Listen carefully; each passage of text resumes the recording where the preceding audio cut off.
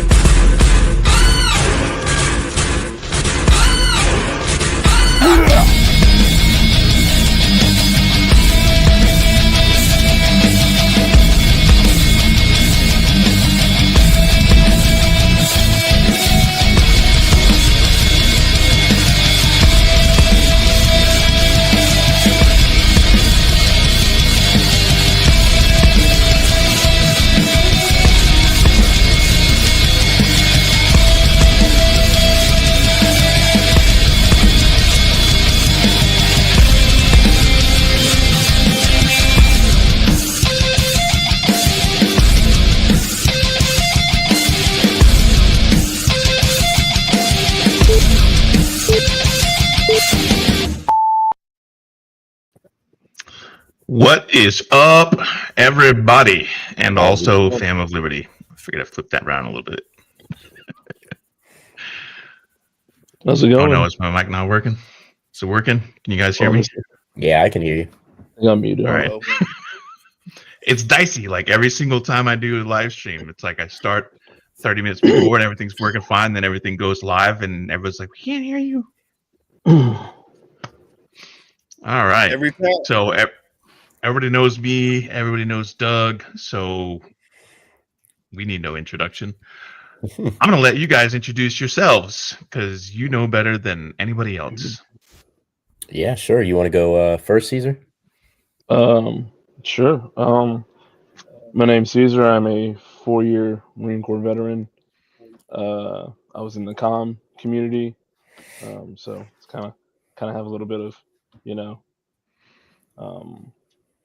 experience with, what just recently happened. But I'm an amateur filmmaker. I just graduated film school. I have a love for all things that are equal rights, and yeah, I'm very new to like political discourse, and as far as like as intense as we've been engaging in it as of recent.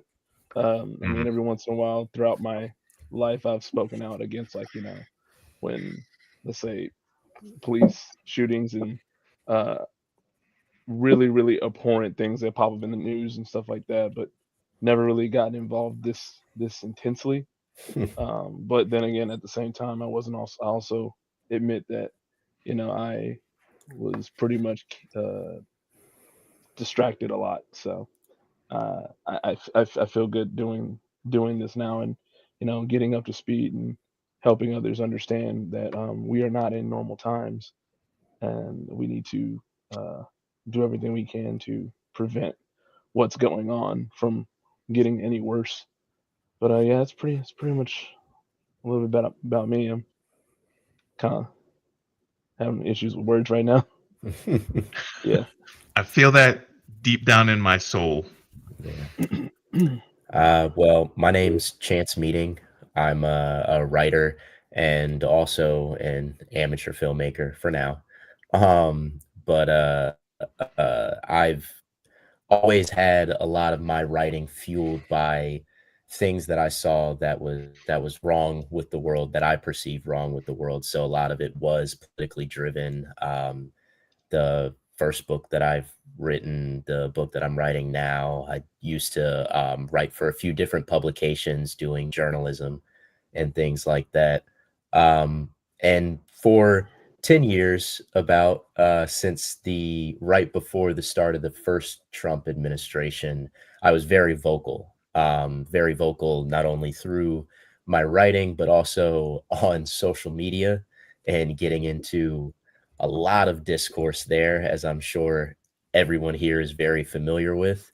I do less of that now and more of once I saw the direction of where things were going, after, looking into Project 2025 before Trump got reelected this time, just seeing the fascist trajectory of this country, it compelled me to want to do something more than just the typical writing and complaining and arguing that I was doing. I wanted to have some type of agency and do some type of action. So that's where I found myself. And the first video that we did, Caesar helped me with, and ever since then we've pretty much been riding this train, going to different events, trying to get our boots on the ground with other people, meeting a lot of good like-minded individuals, and just trying to see any way that we can get involved and become part of the solution and not part of the problem. So yeah. Okay. Now, so everybody else that's watching understands how this came about. I was at the 14 March protest in Washington, D.C., and these two good-looking dudes walked up to me and introduced themselves, and it was you guys. Now, Chance, were you in the service, or do I have that? Like the I Navy? was not in the service. My father was. I was a dependent. My father was in the Navy. That's right. For 33 Okay. years. Yeah. So he was there with us. Missing puzzle piece. Yeah. Okay. Now I remember better. Oh yeah. And you got what rough age range are you guys in? Like your 20s, mid 20s? I'm 28. I am 31. I turned 32 later this year. Okay. Damn. Y'all wear it well. I do. Everywhere we go, we have a lot of people excited that they see young people getting involved. So we saw more people around our age getting, but I think that's coming. Hopefully. Yeah, no, I've been shocked to hear older people like tell me that, and I don't know. Maybe it's just because I have internet brain, but like every time I see protests and stuff like that on the internet, it seems like it's full of young people. But with at least the last ones that we've all been to, we've gotten the comments of I don't see any young people in these anymore, and I'm just like, wow. Maybe it's just the region we're in. Maybe this is just where we're situated. I think cats so. are just rural North Carolina. Yeah, I think that's why. Yeah, it's been mind blowing for me. Oh, are you guys in rural North Carolina? Yeah. We're about we're in a place called Sneads Ferry right now. We're pretty close to Wilmington, North Carolina. I know where Sneads Ferry is. Yeah. Oh man, you said that like you'd have some experiences. It's like I know where that is. I mean, all right. So a couple of weeks ago, I went to go visit the battleship North Carolina. So oh, nice. Yeah. Yeah, it was my first time.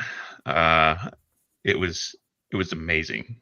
My wife is a former Navy sailor, so she got to watch me like geek out over ships because I was a fucking infantry grunt. So, hey, heck yeah. All right, so yeah, so you guys drove up from roughly the Wilmington area to go to the protest. Now, did you stay all weekend in DC, or were you just up for the day? Unfortunately, no. We were just up for the day. I wish we could have stayed because the rest of it looked awesome. We were just there on Friday, though. Same. Yeah, would have liked to be outside of the Heritage Foundation with all of them. Oh, that looked fun. That looked really fun. Fun. It looked like an experience. Yeah, I would have loved to. I had a previous commitment that I'd made like months prior that was not going to be able to repeat itself. So I unfortunately could not stay for Saturday and Sunday. Yeah. Yeah, the energy on stage from that Saturday was immense. Awesome. Like that was so at that point. So I think at that point I had only been to 4 protests at that point, and so I kind of complained to Chance. I just wasn't feeling like I guess I'm not feeling the energy or whatever. In that moment. So when I went to the Saturday protest over with the Veterans March, Everyone who got on that stage just lit a fire. And I was thinking to myself, I said, I haven't felt something like this since I signed up for the Marine Corps. So I was just like, I feel like I'm where I need to be. And I guess that's You what I've mean been the looking for. you mean the Friday protest, the Veterans March, or the Yeah, Saturday was it protest in front of Fox Friday. News? It was Friday. Oh yeah, no, the Friday march. Sorry, I got my days mixed up, but yeah. Okay, all right. Okay, you you had me confused for a second. I'm like, wait a minute. Yeah, no, I was I've been all over the place all day If I- with calendars and stuff like that. So my days were that mixed very up. first guy, Carlos from what is it? Can't Opposition. remember. Oh yeah, Yeah, something he opposition. American knows how to opposition. speak, man. Yeah, he got up there and American opposition, I'm in yeah. the I'm like standing behind the stage and I'm like, all right, let me see if I can.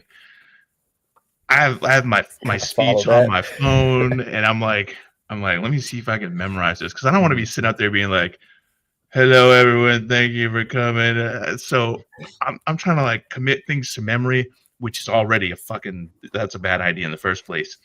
And when that guy, Mhm. I'd made a promise, like because we had Cliff Cash and Jessica Denson on our live stream, and prior to them coming on, I was briefed. Jessica is she comes from a religious conservative background, so it would behoove you to refrain from swearing during the show. So I was like, okay, cool. So when we started emailing with her, I was like, hey, just want to let you know, I understand that you're from a religious type background, so I'm gonna curb my language. I'm gonna make a vow right now not to swear. So when I was asked to speak at the rally, I was like, all right, and I will even do it without swearing. So I wrote this speech, no profanity whatsoever, not even tempted to use profanity. There was no opportunity in there where I could just, slip in an F-bomb or something. So as soon as Carlos got on the stage and was like, stand the fuck up, wake the fuck up, fuck Trump, I was like, all bets are off, baby. Yeah, I'm free. Yeah, man. Yeah, that The was line has been crossed. It's that was time to awesome. go. Pandora's box. Yeah, and I had been following him since I first during the beginning of the administration, I think, is when he started American Opposition. So just seeing his incendiary posts that he would put out when he only had a few followers, I was like, yeah, that deserves a follow. And then seeing what he's built since then and all of the speeches that he's given at the events that he's gone across the country. He's been doing a ton of traveling. And then when I heard that he was speaking at the DC protests that we went to, the Veterans March, I was like, oh my gosh, I've been listening to this dude for the past, 5-6 weeks on the internet. And I was like, I can't wait to hear what this guy has to say. And he did not disappoint. So you guys, Testing one. you mentioned, I can hear you, Doug. All right, just making Yeah, sure. Can hear you. Mhm. You Yeah, guys I'm mentioned here. you were What's just up, starting Doug? out and you had like 20 some odd followers or something when we spoke. So Mhm. I was like, well, those are rookie numbers. Let's see. You got to pump them numbers up. Let's see if we can help you with that. So Well, we appreciate it. Thank you so much. I actually had a Thanks, brother. conversation with somebody today on our Discord server about using profanity. They're like, oh, somebody said I shared one of your videos, your most recent video with like a Vietnam veteran, and they were totally feeling it, but they were like, you should cut down on the profanity. And I would love to like do a video where I don't swear at all, not even like a damn.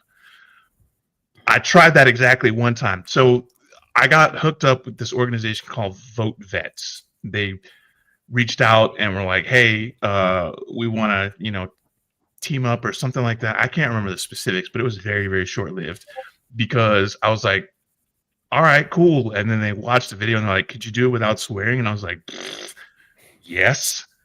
So I did. I did a whole video, no profanity whatsoever, and people hated it. They were like, what? Is this AI? Who are you? You were neutered. And They're like, Neutered. that's Yeah. this was leading up to we haven't even had the election. This was like July-ish or something. So they were like, you can't, no, this is fake. This can't be you. Where's all the swearing and whatnot? So that's why, like, I'm not going to censor myself anymore. And I've learned from that people want their, and I'm not saying that I'm like a big shot or anything, but I have a modest following of like 7 or 8 people or whatever. So those people in the comments are like,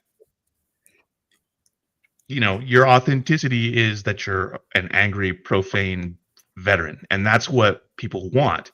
They want that vulgarity because we're saying the things that they probably can't say. Like, these are people who, you know, are pillars of their community or whatever. And there's like this misconception that the left has to be a bunch of like smarty farty people talking big words, you know, the fucking 50-cent word calendar of the day or whatever, using big words that could otherwise be summed up with like 3 or 4 smaller words.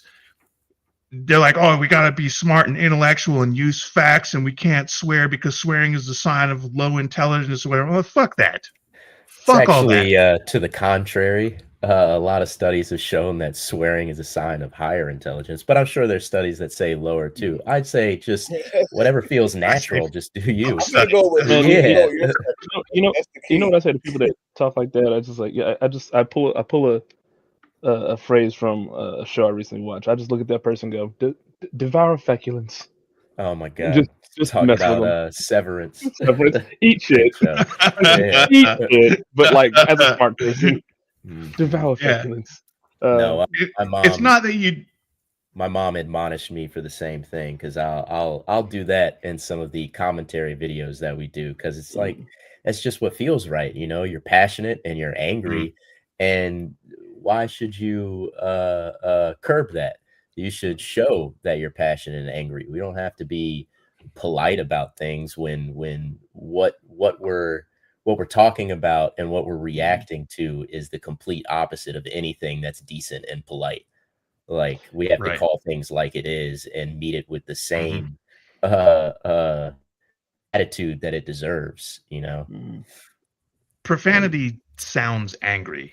Like, there's a big difference between I'm very upset and motherfucker, I am fucking enraged. There is a definite tone in one and the other.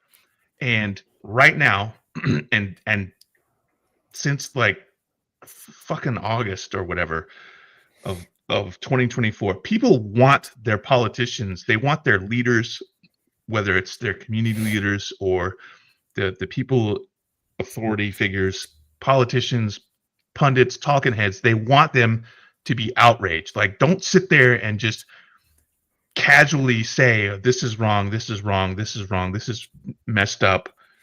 They want them to be angry. Like, those people have to embody the spirit of, they have to channel the cultural zeitgeist or the social zeitgeist in this case of everybody out there who is pissed, who is afraid, who are they're angry, they're scared, whatever the case may be. They want that embodied in these people who they feel are supposed to be representing them, and they're not getting it. And I think that's why people look at guys like Carlos and me and Doug, and when you're not being admonished, you guys, when you cut loose with a string of profanities, and you know, when it's artfully wielded, it says the same thing but stronger and on levels that people viscerally understand, and maybe they can't say it themselves because they're afraid of the like, what if my dad sees this on Facebook or whatever? Fuck that. I think the time is over. Speaking on the same subject, when your boy the tangerine tornado went up there in front of Congress and had the joint speech to the joint session or whatever it was, that wasn't a real State of the Union address. That person who seems to get it every other time was Jasmine Crockett. So she came out and she started cursing off the bat. Like, you know Yep. what? It's late. Fuck this. Let me tell you Mhm. something. I love This is her. bullshit. Like, Yeah, this she's is straight up the best. bullshit. And it happened so many times. It was like somebody's been coaching her. Like, just go off. Yeah. And Mhm. I'm going through my list here. I'm looking like that one because I don't get Political Grade doesn't get the same views as Sons of Liberty, but that one got 67,000. All because she decided to. There's nothing that she said that Mhm. that she didn't say before, but just because she cussed and she met the moment when people realize Right. like she's outraged and not acting. Did you guys see Right. that? What did you think of it? And let's talk about her as well if you haven't. Mm. Oh, yeah, I mean, I think that by doing that, it gives the weight that what she's speaking on, what it deserves. One of my favorite moments from her, oh shoot, I have a few now cooking up in my head because I was going to talk about um when the reporter asked her if you could say one thing to Elon Musk, what would you say? And she just went "fuck off" and then turned around. Um, or when we're talking about when they were uh I don't even when remember she was that one. talking to Marjorie Taylor Greene. Do you guys remember that one? Her Yeah, eternal the rival. B6, Yeah, her the eternal B6, rival. The Yeah, the bleach blonde, bad bad built, built. butch body. Yeah, bad built. bad Dude, built. Yeah. that I is was such like, come a on now. hard I comeback, remember but that. yeah, I mean, Listen, she keeps they it made real. songs That's what off it that is. one. It was beautiful. Mhm. It's, I look at I sometimes see those two have their little spats whenever they have their little meetings stuff like that, and I'm like, since we got like McMahon's wife in the Oh cabinet now, man. can we just literally turn Congress to a WWE match Right. and just have Bring out the Jasmine squared and circle. MCG just go at it? Like, let's go. Oh, We like because the way like the daggers they stare at each other when neither of them are talking, you can see it on C-SPAN and stuff. yeah. They're just they want a box. They want a box, and I want to see it. But I think But Me too. that's an attitude that more congressional Democrats need to have because the vast majority of them do not have that. They're still playing by, the same rules. They still think they're in the same culture of decorum when everyone who is in Congress that's on the right and everyone in the administration has absolutely no decorum at all. Mm. Yet a lot of the congressional Democrats are still trying to play by that same rule, still trying to walk on eggshells, still trying to be prim and proper when that's not what this fight calls for at all. You need to call things like it is, and you need to bring the exact same weight of what those things mean when you're speaking on them, Mhm. Not I mean, I agree 100%. It's like the time for going high, like swinging for the high road, is over. It's like we've already learned that Yeah. our enemies are not going to Mhm. play fair. They're not going to give a damn about like decorum or stuff like that. If they want to get a Or the point across, they truth. know that if they scream it as loud as they can and use as much like emphasis as possible, that's what's going to get people looking at them.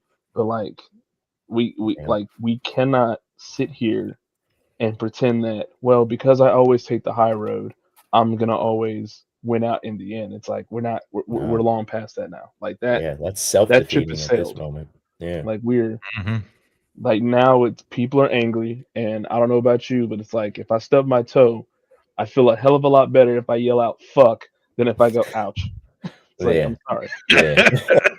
Yeah. It's like I'm still hurting, but like one version makes me feel a lot better once it's over. I So know there's something and so cathartic about it. and so when I see people like Jasmine Crockett, I actually just watched the video she posted last night on Threads. She did like a fireside before bedtime chat, and so she started out a little nice and stuff Mhm. like that. And then there was a point where she just says, "And now it's after dark. Go the fuck off." And I was like, "Oh, this is why people like you were getting more support and Those stuff are like that." Because attitudes we that's what need, people want to hear. Mhm. I mean, one of the biggest talking points that MAGA had when Trump started coming into the popular zeitgeist was like, "Oh, he talks like a regular person. Like Mhm. He doesn't he sound like sounds a like a guy you can go politician. have a The beer common with." people. Common people, and it's like, you know what common people do? We say fuck when we're pissed off. It's like we cuss, we yell, we scream, and all this stuff. It's like there is no like looking at a tragedy and going, "Oh, our thoughts and prayers." It's like I we're feel done like with a that. A lot of those I'm fucking people good. are like, oh, they Although- sound. Sorry, what was that? I want to curtail that. No, you can go back in. I just want to curtail that with. That's all fine until Jasmine Crockett does it, and those same people who thought that he was so good for doing it will say that Oh, yeah. she's of the streets. I got all those comments too. Right. So let's not act, what I want to do is let's not act like they weren't just looking for Donald Trump as well. You know what I'm saying? Oh, yeah. Right, yeah. Oh yeah, no. They weren't looking for that night, right? So, but yeah, we got to. Democrats learn nothing from it. That's for sure. Yeah, they learn nothing from it. And you make a good point on people like calling her out on that type of stuff. It's like it's all good when the orange toaster strudel does it, but not when not when our sister does it. And like and right now there's a growing discourse online. There's a split where the people that don't like her either don't like her because she's too ghetto, or they don't like her because her ghetto's fake because she's privileged because of her education and where she grew up and stuff like that. And it's like, what do you want? Who is Like, measuring these parameters? It's like who is doing this it's old gatekeeping? country white dudes. People who are non-melanated. what? It's like I don't mean to throw blowing my fellow non-melanated people under the bus, but it's people with this Right. right here. It's like This right here. like I had to scold somebody the other day because they posted they shared a video where a guy was talking about, oh, Jasmine Crockett's not from the hood. She acts like she's from the streets, but actually here's her background. And I'm like, why is it that what is acting like she's from the streets? Like it's like no one learned from that Fresh Prince of Bel-Air episode at the fraternity, like the fraternity episode, where it's like, oh, they judge Carlton because he's a certain way, and it's like he's still black. He's still just because he didn't like have yeah. It's like he's still a brother. Like what are we talking about? Now, what happens is it's whatever you're not. That's what they'll use instead of saying, Right. I don't like the Democrat. I don't like the person because they're baby killers. That's you believe that every Democrat, the only reason why there's nothing that they could ever do, even if they get you rich and Elon poor, you would say no because you've been taught that they're baby killers. Instead of saying that, you say stuff like this. Allow me to read a comment, fellas. I still can't believe she could act like that as representative in Congress. I'm embarrassed to be a part of the black race because of her. Bitch, shut your ass up. We all know that you're lying. We all know that you're lying. What you mean by that is you don't like being a part of that race from the get-go because you've bought into the idea that everyone else is better. Say that then. Yeah. Stop acting like, because you have nothing to say when Trump says that. What did you say when what's her name from the what is she? What is this called? The Department of Education was inside the wrestling ring getting smacked up by her daughter. You had nothing to say about that? You had nothing to say about that, but you are ashamed to be a part of the black race because an educated lawyer who's now been elected as a representative for a state all bullshit. says, shut your ass up, bro. Get out of here. You're lying. Amen. You're lying. Say that then. It's some Candace Owens type shit. Oh man. Some Candace Owens type shit. Like I just don't think that's appropriate. Oh god. No. Daryl, shut your ass up. Like, Please. Jeez. Please. I'm ashamed. I can't stand. I'm ashamed. When it comes to race relations, that's kind of one thing that I am passionate about and stuff like that. So that's kind of the lane I kind of stay in when it comes to like how that racial divide that is constantly being fed from the right, and all the defenses I've been getting from my neighbors whenever I bring up something that like is vaguely discriminatory. They're like, "Oh, you don't know that to be it doesn't mean that. It's like, why does everything gotta be racial? Like, motherfucker, like half of you motherfuckers are the age at which when you were a kid, motherfuckers were still getting hanged and it was legal. Like, what you mean? Like, that was your There's lifetime, not mine. Your segregation. lifetime. Yeah. Like, That's what you so what grew are we up talking in. about? Especially like, where we are in our area. Yeah. Growing It's up like- in this area, you cannot tell me that racism doesn't exist growing up in this area. For my family and my brother and my sisters, like we experienced that. And being in rural North Carolina and seeing rebel flags and then having conversations with people about why rebel flags are a bad thing, why I view that as a terrorist flag right there with the Nazi flag.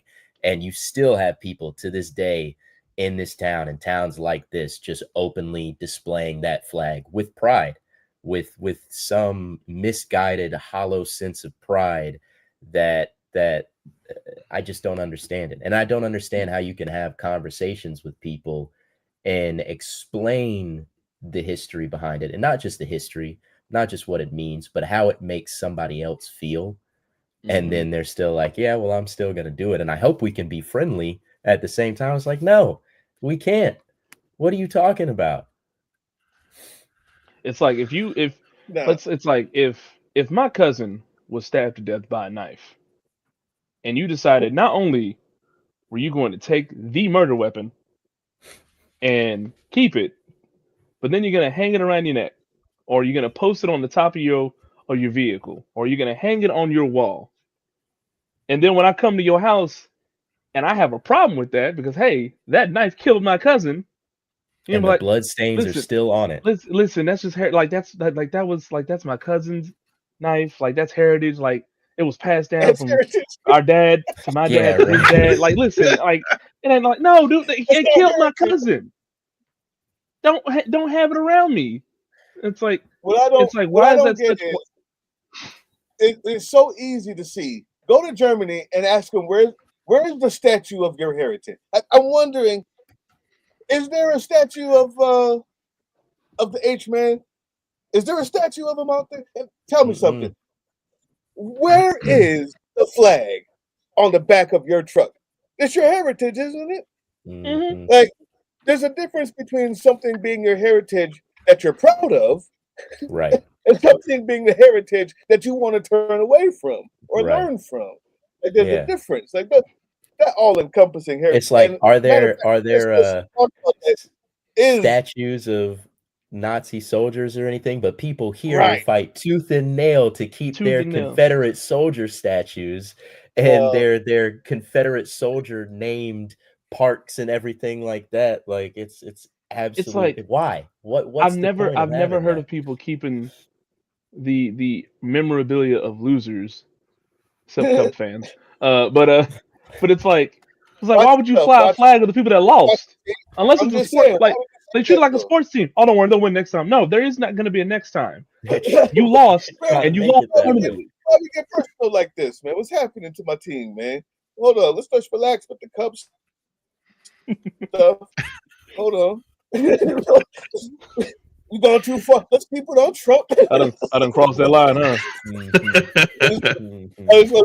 So you guys, 100 years. How far from? Sarge, I want you to go into your rebel education that you do once a year, because that to me is the epitome. I mean, of how many Confederate smackdown?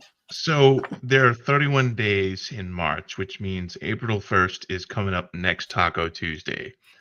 And April 1st is the start of Confederate Heritage Month. Wait, that's a thing? So that is a thing. And all right, so it was a thing that we did on Facebook for years and years before they shut us down and we had to create a new Facebook page. So you can't go back on Facebook and look up Confederate Heritage Month and see all of our posts. But every day in April, I would post at least one, if not two, sometimes 3 posts. And I would just absolutely fucking pillory all of this concept of heritage, not hate.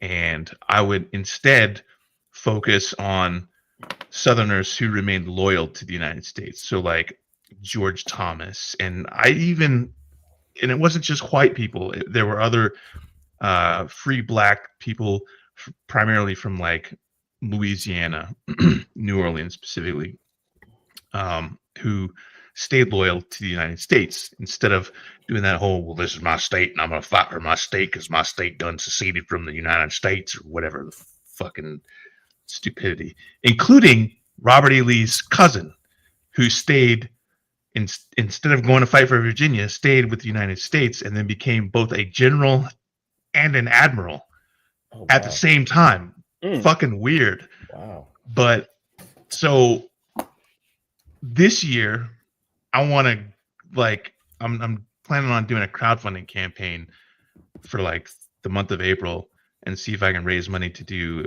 a video documentary series where each month I'll do an episode and travel around to all these places.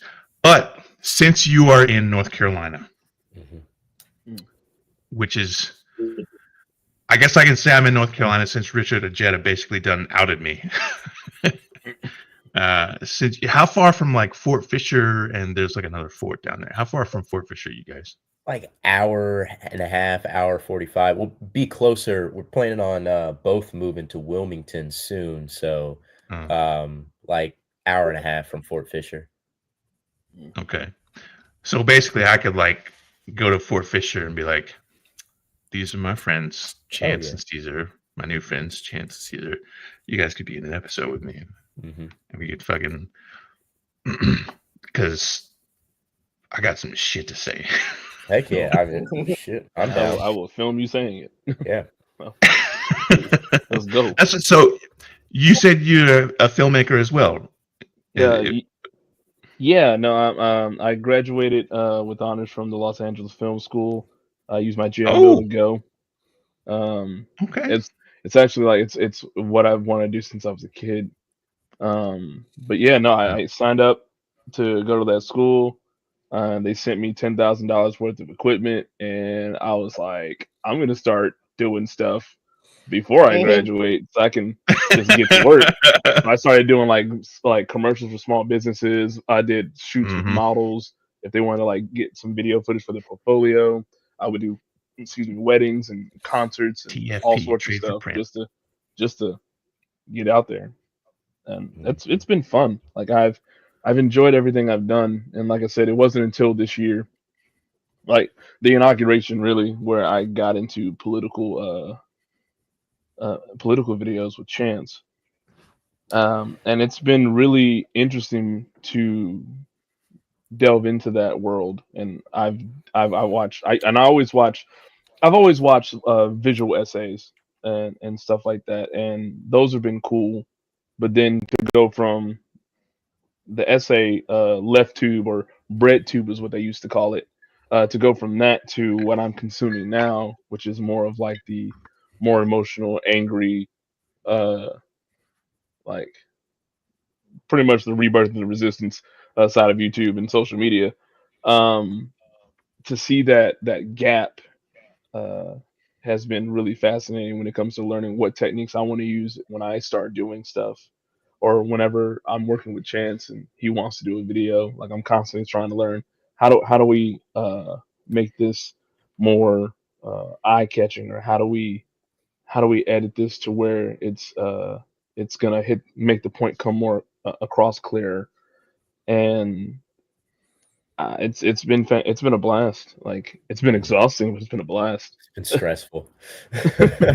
But we've had, like it's kind of funny because like again like I've had my background is, for the first 19 years of my life I was raised in a cult, and then for 3 years after that, when I left said cult, I learned how to be an adult in the world, and then out of desperation I joined the Marine Corps, and so I was there for 4 years. And then I got out, started going to school and stuff like that, but I was still in the IRR, so I still had to like mind my P's and Q's just in case I get called back, because World War III's around the corner. So I can't go too crazy. But it's like I like this month, the 21st actually, I finally left the IRR, so I'm completely free now. And I had this realization the other day, and I was like, as a free thinking adult, I'm only 7 years old. Ooh. And it's like 7 years total of not being under any kind of institution that tells me how to think. And that kind of gave me a panic attack for a little bit, because I realized I'm like, I am just a kid. I'm 31 years old, but I'm just a kid when it comes to like certain things. And I'm learning very fast. Like I have the knowledge, like I'm book smart, but it's it's finally come that time where I have to start applying that knowledge in when it comes to having these discussions with people, having arguments, and breaking down what's happening around me, and calling it at either as I see it or as I interpret it. And so this is probably the most social stress I have felt in my life, because now I don't have first sergeant to fall back on, or my platoon to like run back to, like, listen, I just need to keep head down and just chow to chow, chow to chow.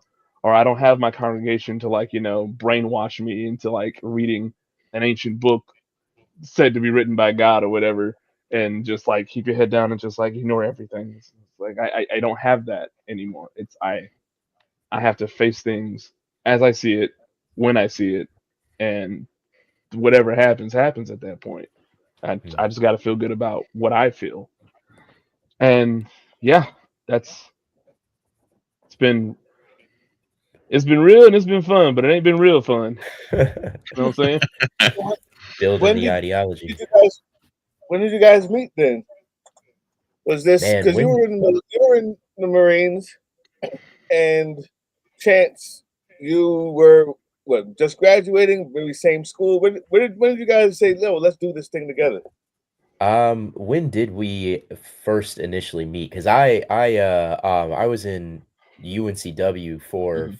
film and creative writing, and I dropped out because school just wasn't my thing. I really enjoyed the social aspect of college, but did not enjoy the academic aspect of college.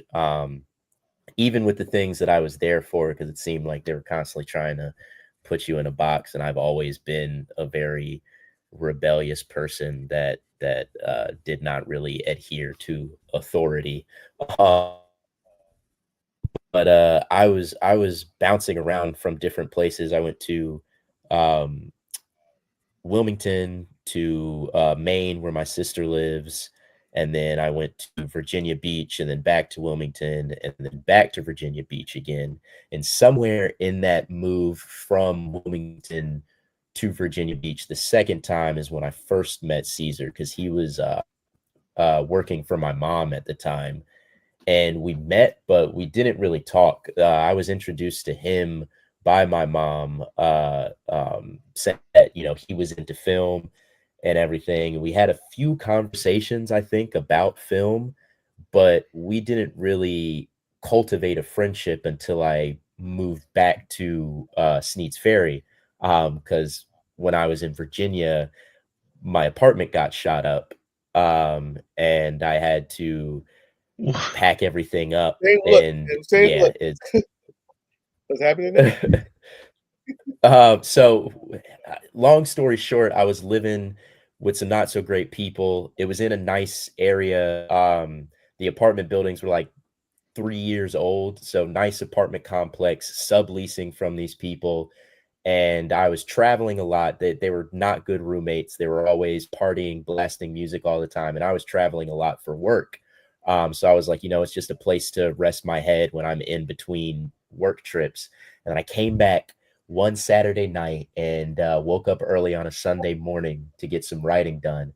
And a bunch of people just burst into our apartment, and they're banging on all the doors. It's like 6 different guys, and they're talking to my roommates, and it's a very intense conversation. So I feel the vibe, and I leave. And 5 minutes after I left, I literally drove from my apartment to Mount Trashmore in Virginia Beach, which was 5 minutes away. As soon as I park, I get a call from my roommate telling me not to come back home. There was a shooting and the cops were there. So naturally, I go back home, and I'm like, what's going on? So long story short, the cops got into a shootout with one of the guys that shot another person inside the apartment. The people that the cops shot ended up dying, and then the person that got shot in the apartment, all people that I didn't know, that my roommate knew, that person was in critical condition. So when I got back to my apartment, they had it roped off. They kept telling me I might not be allowed back into it if it becomes a homicide, because that person was in critical condition. They ended up letting me back into my apartment after they brought the fire truck, hosed down the stairwell and everything, and there was just blood everywhere. There were holes all in the doorway. There was blood all in on the linoleum, all on the carpet, everywhere. And I had locked my door from the inside before I left because I was like, I don't know these people, and it seems like it's getting heated, so I don't want anybody to go in my room. And the cops kicked my door down and pretty much trashed everything in my room. But I literally that night packed up what I could. The next morning, got a storage unit, packed up everything in there, and pieced out of there. And then after I came back, I was kind of lost. I wasn't in my job anymore or anything, so I really wanted to start pursuing the filmmaking that I wanted to do. I've always writing, working on new books and stuff, but I really wanted to start doing filmmaking. So that's when me and Caesar started talking more, because I don't know who reached out to who at the time, but we started bouncing some ideas around, and a couple of friends that were artists, and we started doing videos. And then we started working on some commercials together, and one thing led to another, and now here we are, still working together, but on something completely different than what we originally started with. I wanted to make movies, but now we had to elect a giant orange creamsicle. I mean, Yes, that's still gonna happen. that's I had dreams, So- damn it. yeah. So all right. So valid. prior to the live stream, there was some indie film and some machinima footage, and that comes from Bravo Whiskey Charlie Films, which is a company that I started. And admin Matt Awesome. and admin V do some writing for it. I got a mustache here that's trying to go like up my nostrils, so excuse me. I feel that. And COVID kind of shut that down for a bit, and then I ended up moving out of the Atlanta area, and I was like, all right, so this election, Kamala's gonna win, and I can just relax and not do political shit. I was like, November 6th or whatever, we'll do a live stream and watch the results, and then November 7th, it's just gonna be me in like my America tank top and my American flag panties and my Budweiser cowboy hat. And I'm just gonna make Ricky Redneck skit videos or stupid, Brother Billy Ray, hey friends, bullshit skits. No. Like I was like, oh, I want to get back into indie film and I want to do stuff, and it was not to be. So I feel you on that. Yeah, that was the trajectory we were on until we weren't. Oh man, But I rough. couldn't be. I'm sure you feel the same way. You feel compelled, like you can't just sit idly by and not lend your voice or not try to be a part of the fight, not try to be a part of the solution, because a lot of the people who are staying silent are, I feel, complicit to what's going on. A lot of people refuse to see the dire situation that this country is in, and I think some of that is ignorance, and some of that is people are scared and people don't know how to react or don't know what to do. And so I wanted to lend my voice to try to be like, hey, this is what's happening and this is what you can do. So hopefully that'll catch on at some point. I mean, I will say this as, and I may be a little biased, but I think you're doing a great job, Chance. I think you are too, man. I think you are too. I think we both are, and a lot of other people are as well. It's just I definitely recognize that this is, regardless if we want it to be, a long road and a lot of effort that's going to be that it's going to take down this long road. And I mean, I'm here for the long road. I'm here for the fight, and I think what we got to do is wake up as many people as possible to the fight and to caring, and to relinquish their apathy and be like, hey, this stuff is fucking serious and something needs to be done about it. Was there a conscious decision? So for religious folks, you know what I'm talking about when I say this. Is there a call? Was it a calling? Like, I have no choice. This is what we started doing. not talking about like, yo, this guy became The president. call. Did you guys just get a calling like this is what we're doing, and it end up just being that, or was there a conscious decision? Like I see 6 months ago, you got Delivery, a novel that you're either writing or hasn't or came out or hasn't come out. Yep, You're not yet. writing, and then Right. it hasn't come out yet. We'll be looking forward to. And the next thing you know, I appreciate this that. you guys are like, yo, you know what? We got to go this way. We don't have a choice. Was that conversation made, or did this just happen because you on the camera?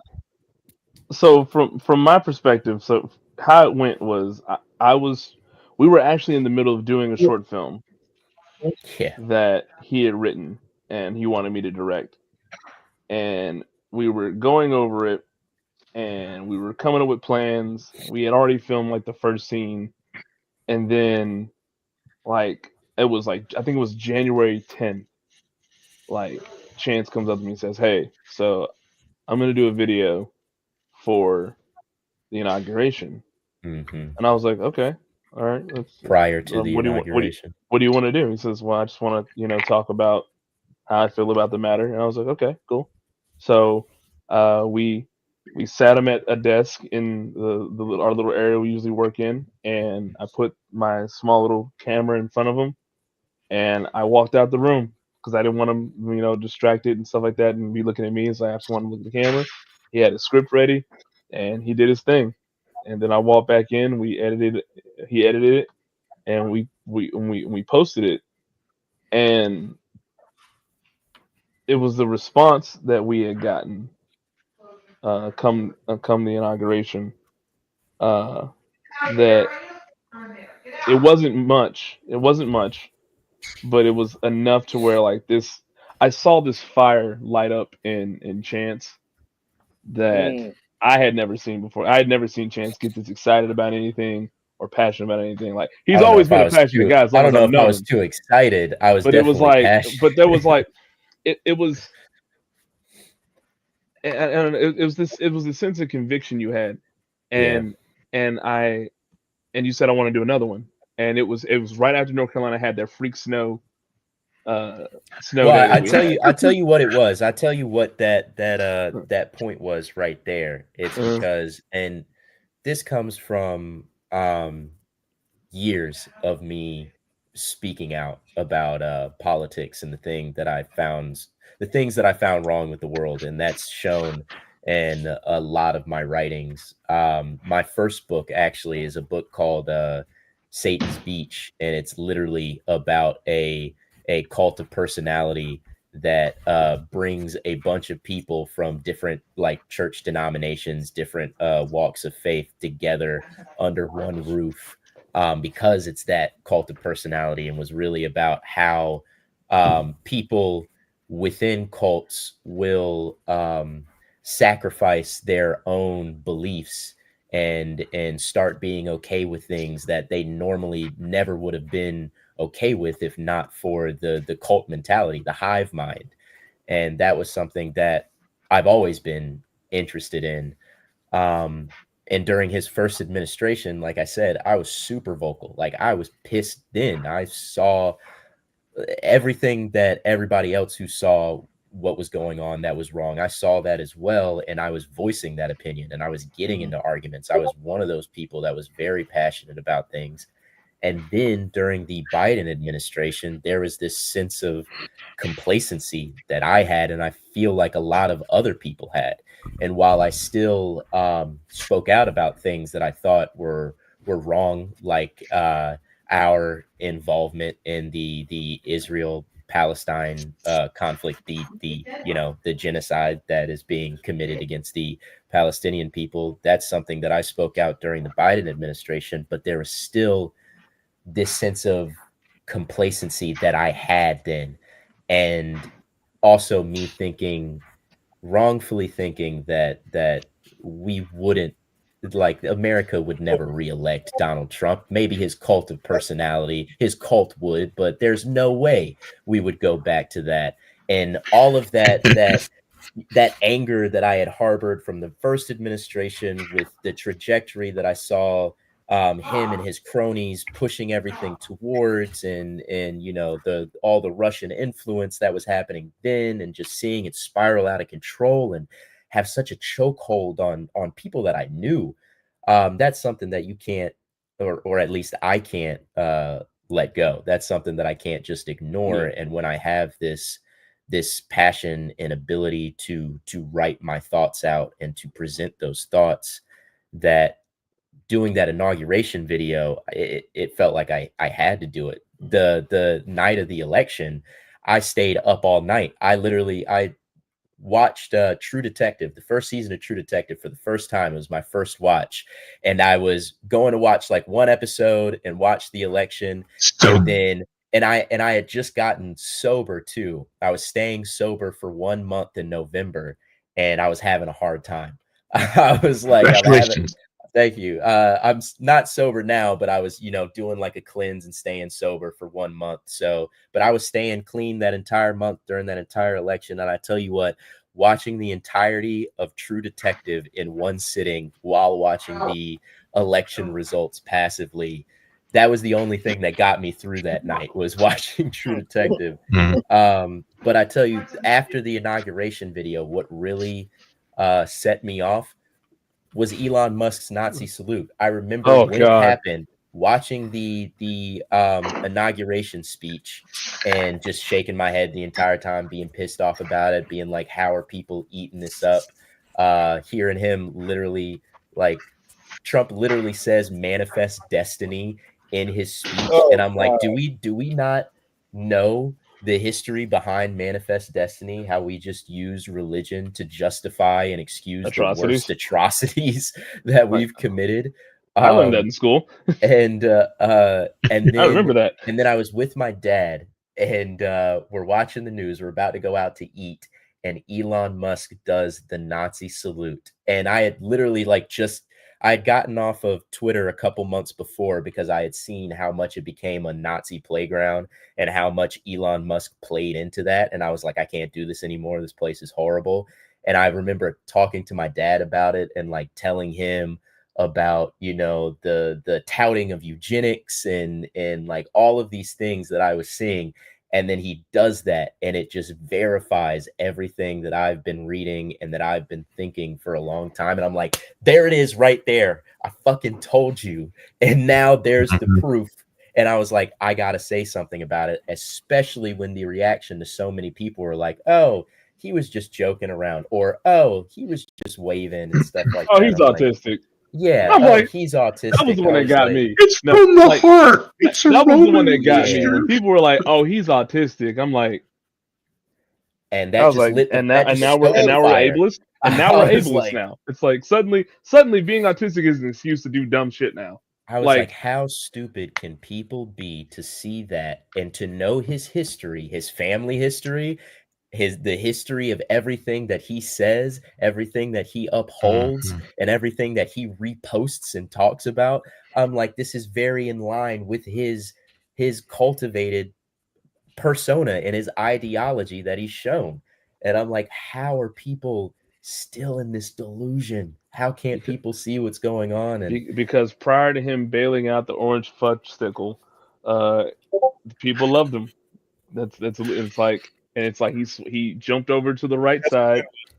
He jumped over the right side, bailed out the orange fudgesicle. Introduced with new information, you should take that new information to account, and you should change your opinions based on new information when you get it. Yeah, but when and I 100% agree with you. Like, you're 100% right. I know. There's no world in which what you just said doesn't make sense.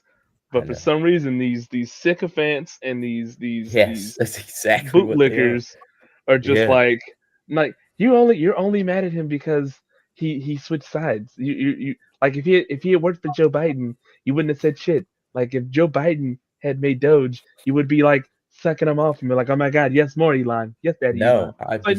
I'd be saying the same things. I'd be saying exactly the same things. Because a lot of people spoke out during Biden's administration. Yeah, like I had criticism for Joe Mhm. Biden. Granted, he was nothing compared to Trump and his administration, but I Right. definitely had criticisms. But And it's my but biggest criticism was our continued support of atrocities throughout the world. yeah, but it's almost I'm like gonna it's go like AFK real people for fast. some reason are Pop up. obsessed with this idea that like you can't change your opinion based Mhm. on like especially if you change your opinion because someone does something you don't like, then that means that you never were a supporter, you were just a That is follower or something. wild. Like people have this weird That is mentality where what it's like, but it's being a like no, like follower is. we didn't switch up on Elon because he chose the wrong side. We switched up on Elon because Elon switched up on us, like Mhm. not just party wise or voting wise, but like his as a human being. Like he presented himself in the beginning. Like if you weren't paying attention to him, like at the time, nobody Right. was. Nobody Right. was paying attention to him and his inner workings. We just saw him as like this billionaire Tony Stark wannabe South Right. African dude who's just like, oh, he's Tesla and he wants to buy Twitter. He's got too much money. He's kind of making dumb decisions, but hey, he's smart. Yeah, But I didn't pay attention to him or his ideology or the things that I didn't dive that deep back yeah, in the no one day. did. I made money off of Dogecoin in 2017 So and that did I. allowed me to publish my first book. I was like, "All right, cool. Elon Musk might not be that bad, but I didn't have any information on him. Yeah, but There it's was but it's no it's it's having any always information on him." it's always timing when it comes to like and this I feel like this is sometimes by design when it comes to propaganda and rhetoric and stuff like that. It's like the timing of which we found out all this information about him also coincided with him hopping ship to go support Donald Trump and stuff like that. And Yeah, it doesn't excuse any of the things that he did, but right. it just it's so weird that it's like we this stuff was in the public eye for so long. We just Mhm. had to look for 5 minutes. We just had Mhm. to read his Twitter, not his X account, his Twitter account for 5 minutes. We just had to uh just watch what he did and what he said to people. It's like there were so many Mhm. things that were going on in broad daylight that we just didn't Right. see because that wasn't our focus. That's the And thing about people who have that kind of wealth and that kind of power. They don't mhm. live regular everyday lives like we do. They don't see people as people, they see people as numbers and they prioritize profit over people. So people like Elon Musk, people like Donald Trump, who people are like, oh, they used to be Democrats and now you're just mad because they're Republicans now. It's like, no, I'm not mad about that because I don't think either of them actually believe in the ideology of what it means to be liberal or conservative or left or right. The ideology that they care about is whatever keeps them and garnishes them more wealth and power. That's it. That's all it is. So if that means dividing people, if that means punishing people who speak out against them or threaten their status, and if that means imprisoning people and forcing them to work because they were able to convince parts of the population that those people were the enemy of them, like they're gonna do those things because they do not actually care about anything except their own self-interests. Mhm. Looking And at someone like Elon, my actual thought is he is delusional enough to believe that. Well, of course, he's delusional enough to believe his own bullshit, right? So Hmm. he believes that him being here makes the world better because he's going to Oh take us to yeah. Mars when Yep. when uh, everything is done, and only through him can humanity be saved. He believes that. Mhm. mhm. But the big change came when he realized that he's not all powerful, that he was being investigated. When he said, if Trump doesn't win, I might be going to jail. Like I'm gonna be in prison because there's so many there's so many investigations out on me that we only learned about after this guy won. Right. But the amount of investigations on Starlink Hmm. and SpaceX I believe that that's when he realized, well, I still Right. think that I'm most important. That never changed. But I'm going to Mhm. go ahead and just switch to this side because this side at least gives me the chance to not go to jail. That's Yeah, all to that. That's dismantle all those right. organizations Yeah. investigating him and then privatize them for his own companies. Yeah, Yeah. and that kind of worked hand in hand for both, and that kind of worked. Yeah, Yeah. and that worked both hands and between Elon and Trump. It's like they needed each Mhm. other because without the other, they were both going to jail. Like either Elon was gonna lose everything and probably like be a disgraced businessman who has to start all over or has to move the country, something like that, and Trump was going to jail. That like they needed each other. It's like that was just Mhm. a match made in hell.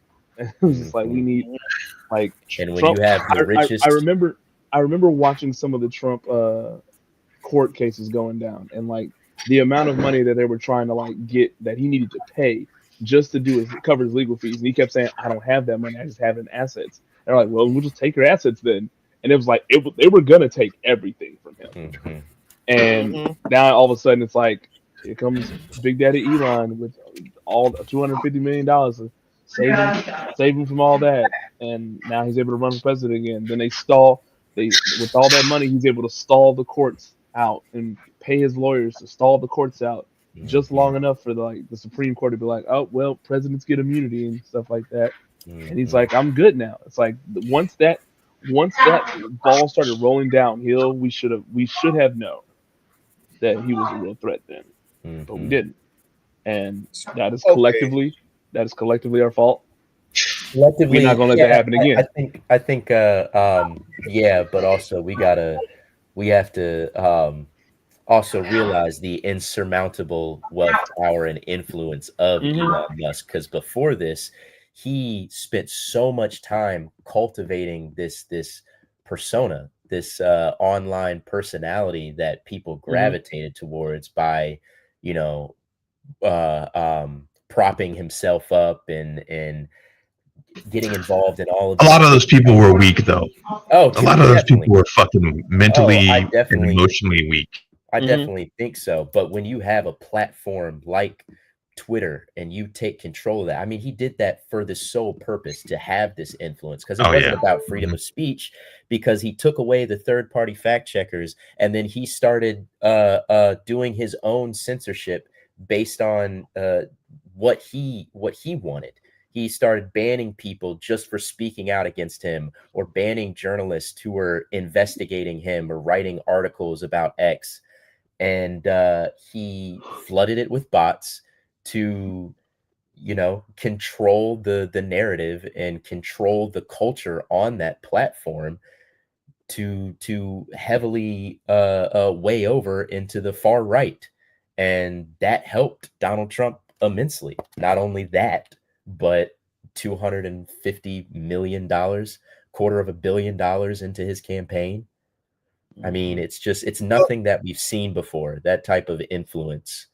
Um, it's insanity. Speaking speaking to the sentiment though of weakness or not, like the truth is the reason why propaganda happens is because propaganda works.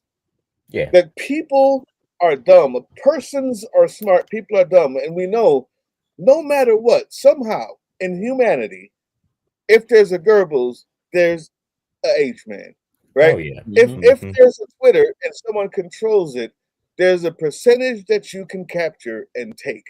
Whatever the Hmm. reasons why, and I'm often left baffled by that because I'm of the same mindset as Big Sarge. Like, how weak do you have to be? How does this happen? Like, how does this But happen? But I just know the numbers say it will. It will. Right. If hmm you control the narrative, if you have the yeah, voice of enough people, this will happen. So the You just reasons why become less important yeah, I and the mean, numbers become more. But how do you change yeah. that? So yeah. my next question is: none of this would be possible if it weren't for Merrick Garland. How much do we hate Merrick Garland? I forgot that I'll person start. existed. A lot. A lot is A the answer. lot. The correct answer I is mean, a lot. This is the guy. Imagine if we actually started working on getting Trump in jail the minute after he caused the insurrection on the country from which he was the president of. Could you imagine? Could you imagine? They did. They just took 4 years to do it, which is Mm. ridiculous. That's what Like that was man, an open and shut case. They should. Yeah, They, it was an that, open and shut case, and it's so crazy that it took a fire starter of an attorney in New York to like pretty much fight tooth and nail to get her to try to get this man in court, dealing with the fact that this guy is gonna pay 30,000, like 30 something lawyers just to slow things down. And it's like, I mean, I why does it want to take? Like, why was there look not a like conceded a combined effort like going after him like there should have been? It's like that should not have taken.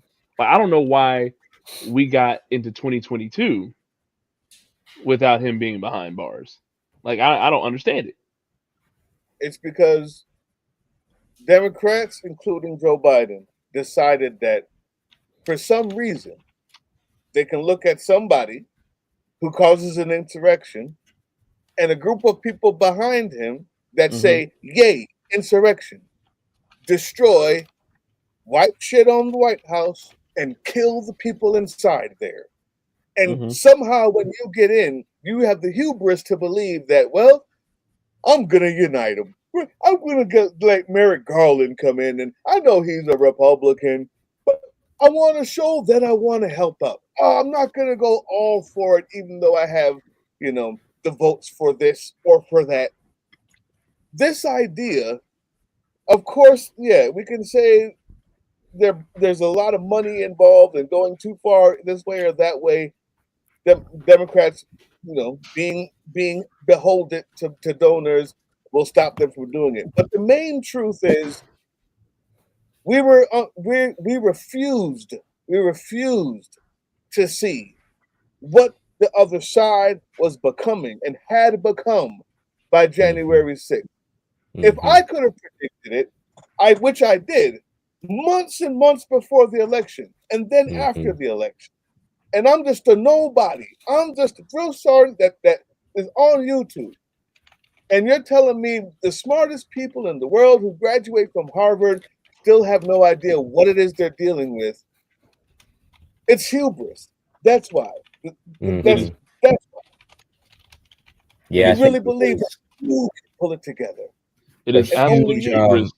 There's a huge level of complacency that I think a lot of the country felt that was against Trump after that happened. But at the same time, that is indicative of such a larger problem of the Democratic Party, which is always trying to move closer to the center and appease the ideals of the right. And if you are, not just politically opposed, but if we see what the Republican Party has become, it is completely ideologically opposed. It is no longer, a question of politics. It's a question of human rights, of civil rights, of the very fabric of the democracy of this country. That's what's at stake. And I feel like a lot of people who were against Trump in his first administration saw the threats to all of those. But those that were in Congress, and still a lot of them today, are still playing by the same rules. They see the threats, but yeah, I mean, it is hubris. They think that that couldn't happen here. That's the American lie. I like to say is that, that thing in that foreign country that happened and that we came in and intervened, that could never happen over here, because we're Americans and we're so much better than everybody else, which is not true at all. But the thing is that we should all try to be. And I feel like that's what it really means to be American. It's the opportunity to make the country and the world a more diverse, equitable, and inclusive place. And that's what we should be striving for. We should be striving for making the world a better place for everybody, and not trying to keep it the same or regress it for a small group, just a small group of people. And that is the ideological difference that we are facing right now. And I feel like the Democratic Party were fools to believe that it was different than that. And to keep trying to, yeah, well, I mean, still are, and to keep trying to cater to the right. No, stop moving to the center, hold firm in your beliefs, and act on it. The main problem is moving to the left means making less money. Yeah, that's yeah. But when you say less money, it's like it's drops in the buckets less money. It's like if you really think about it, like you could still make so much money being on the left. It's just that you're not gonna have like, instead of having 10 yachts, you're probably gonna have 3 in the grand scheme. It's like I don't think we need the yachts. We don't need the yachts, but the I'm just reason saying, why we got here. Let's not be hasty now. Come on. How these people All right, so operate. look, just saying, if I had a yacht, even if it was a modest yacht, I would have booze, and I would have chicks, and I would have like music, and I would just sit on my yacht looking at chicks drinking booze, listening to music, and not fucking up the planet or whatever. Not trying to conquer the world for yourself. I don't need to be a billionaire. Just if I had a yacht. Well, here's the problem. Capitalism, and there is a problem with this, because capitalism works such that the only way you get a yacht is if you're the type of person that wants fucking 10 of them. Yeah. Right? What you have to do to get a yacht, to be able to own a boat that needs constant maintenance and goes fucking nowhere and doesn't do anything but sit there, means that you've already had a couple homes. Places. Right, and a couple of cows. Very rarely does someone own a yacht because they used to sail for Sony professionally. Right. Majority of yacht owners are Bond villains. Let's come on. The reason why we got to this place in the first place is because of this unchecked capitalism that we have. And unchecked capitalism always leads to fascism, unless you have socialism to balance it out. That's what we need. You have to have it. Leads to the communism. Same thing. Yeah, when you have unchecked anything. The idea is if you can keep it, like what's my man? Was that Jefferson who said that? Franklin who said that? A republic, if you can keep it. You have a republic if you can keep it, because at all times, the human condition is such that you're going to have people that want more, and there's going to be people who will find a way to convince the people that regulations are wrong. And so if you're not constantly, always fighting on the other side for regulation, to regulate, this is where it ends up, right? This is where it ends up. And I think that because we're the only country left that hasn't had the invasion, that the closest thing we got to bombs from somebody else onto our country was Pearl Harbor. The War of 1812. 9/11 in Pearl Harbor. Like, people had to come across the ocean and blow something we had up. So 1812. So let's say this. That was the last real invasion. Yeah. I don't count the Civil War because we kind of invaded ourselves, depending on how whose perspective you're looking at. That's the opposite of an invasion. That was an infection. That was an infection. Look at 1812. Between 1812 and then what? Right? Like that nothing. Is the nothing. And then Pearl Harbor. That's the amount of time that we've had to be complacent. Right. To not think about, are we fighting for the other side? To get just enough money and still think you're doing right and be a Republican, and then after the big switch, a Democrat.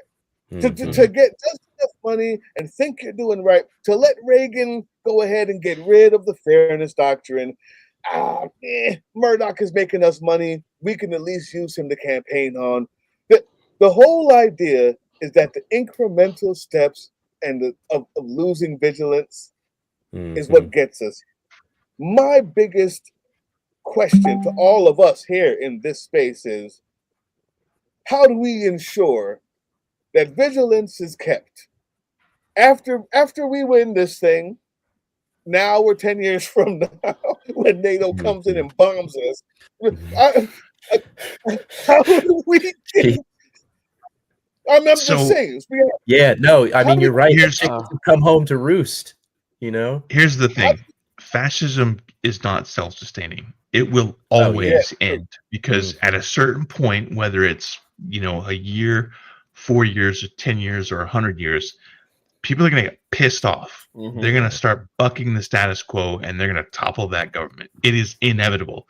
Right. It is not sustainable. There is not a fascist government that has survived long enough to outlive Nirvana, for example. It didn't even outlast the fucking American Civil War, but that's a different story. So at some point, it is going to end. But the question is, what's going to replace it? So if we have a 2026 midterm election, and that's a big fucking if right now, we have an opportunity to course correct. But what happens after that? Let's pretend just for a second that we have a 2026 election and that enough people turn out the vote and they're like, fuck all of this, whether it's conservatives who are mad about their Medicare, their Medicaid, their food stamps, or EBT, whatever it's called now, their veterans benefits, or it's people who are like left of center or even center never Trumpers, and they all decide to band together and they decide to vote and get rid of this fucking shit show. We still have 2 more years of the Trump administration, but let's pretend that we now have a blue Senate and a blue House. What are we going to do? Because realistically, this administration has already bypassed Congress. They bypassed the Supreme Courts. They bypassed the judiciary branch that is not the Supreme Court. In other words, like federal judges and everything else. They basically said, fuck all of you. You're all irrelevant and nobody's doing shit. So 2026 midterms come around and things start ironing out. If we don't go a fucking full frontal assault on everything in the administration, it's not going to make a difference. If you get a blue House and a blue Senate, it doesn't change anything because the administration is still in power. You still have the same systemic problems that whoever is in power is going to take advantage of. Yeah. Right. And you can impeach the motherfucker twice in his one term, and he'll still be there unless you have a 2/3 majority. So you need to have it's not just retaking the House and the Senate. You also have to convince an X amount of Republicans to go along with it at either the House or the Senate level, depending on which majority you have. So if you don't have that 2/3 majority in the Senate, you can impeach a motherfucker all day long. We saw that shit in with the first Trump administration. I got impeached twice. An impeachment means nothing. It's a slap on the wrist. It's the conviction that counts, and nobody has been convicted yet in the Senate. They could have had it in like the fucking 1800s or some shit, but and that's why we are in the position that we are today. So if we have that 2026 midterm election, and on top of that, so condition A, we have it. Condition B, we win it. What then? And there are a lot of fucking milquetoast, limp dick Democrats that even if they secure their the House and the Senate, that aren't going to do shit. Like John Fetterman. Yeah, I can't. That guy's a Trojan horse. That guy's a Trojan horse. Some people. So there's 2 theories on John Fetterman. One theory is that he's playing politics as much as he can with the red voters and the blue voters so that he can stay in office. He's trying to appease because he didn't come from a specifically blue or red state. It's kind of purple, so he has to kind of he has to appeal to Democrats and Republicans. So there's that theory, is that he's trying to play both sides, but then the other side is that his whatever medical issue he had, he just decided, fuck these guys that supported me, I'm going to go with these other clowns or whatever. I don't know. So winning the midterm is not going to be the be all and end all. It's going to take action. Not. Yeah. No, in order to I think get those fucking people to do something, can I give us? Can I give what I think has to happen? No, it's absolutely fucking perfect what you said, and I want to get the idea of Stop tripping on me. Fuck. Here is what happens if the B, if B happens, right? We have to make sure, because the only thing that changes is who's in power in the House and the Senate. Right now, the House and the Senate have no power, no matter who you're with. The people in power is a couple of people at the top, and everyone else has gently kneeled down on the carpet and started to slob on the knob of Orange Man and double fisted. Chuck Schumer. Exactly what they're doing. Chuck Schumer, yes. That fucking guy. The carpet is soft, and they're not getting up. So that's done. Right now, we're seeing what it's like for a Congress to have no power. What happens when if by chance of God, they don't fix the elections, try to pause the elections, or try to pause it and fail, and we get an entire blue Congress? What happens is, if they think that they made it, then we lost. If they know that we're still on their ass, there's a chance. Because that complacency that they feel only comes. The reason why the Republicans are acting the way they are now, why they're genuflecting so hard, is simply because they know that as long as they genuflect, there's enough people out there that'll vote them back in because they did what Trump said to do. I don't care how many little girls you rape. I don't care. I don't care that you got rid of my Medicare. You got rid of them goddamn lesbians, and you got rid of them goddamn queers in the school. That's all I care about. Yeah. And they go for a fact. People with penises in the girls' vagina bathrooms. Come out. Stop using the kitty litter. Stop using the daggone kitty litter in the school. Now, they know for a fact they can do that for 6 months and win an election, period. Right. They don't care what the fuck is really going on, because they have cultivated a cult of people who are so calm down, uneducated. There's got to be a culture shift from a lot of different directions. What we need on the Democratic side is an equal and equally effective groundswell that's there from day one to say, now that we put you here, I dare you. I dare you. We got someone else coming. Are you going to vote for this? Are you not? As a matter of fact, we have 15 different chance meetings sites that are all ready to start filming on site. We have another veterans organization that's going to go ahead and march the minute that you say you're going to wait till next week to vote for the thing you should have voted for this week. Unless that happens, it's not about them, is what I'm saying. Operation B, if that happens and we do get the blue thing, it means nothing that they're in there. It only means that we are on the right track. Right. And we cannot stop it. Because they have to feel afraid of us. Definitely. It has to fundamentally change from a lot of different sides. There needs to be, first we need to reinstitute a lot of there's going to be a lot of cleanup, a lot of reconstruction, after the dismantling of the government that we've seen thus far. But also there needs to be parameters to make sure, we need to get lobbying out of the government. We need to get that money out of the government. We need to take that away.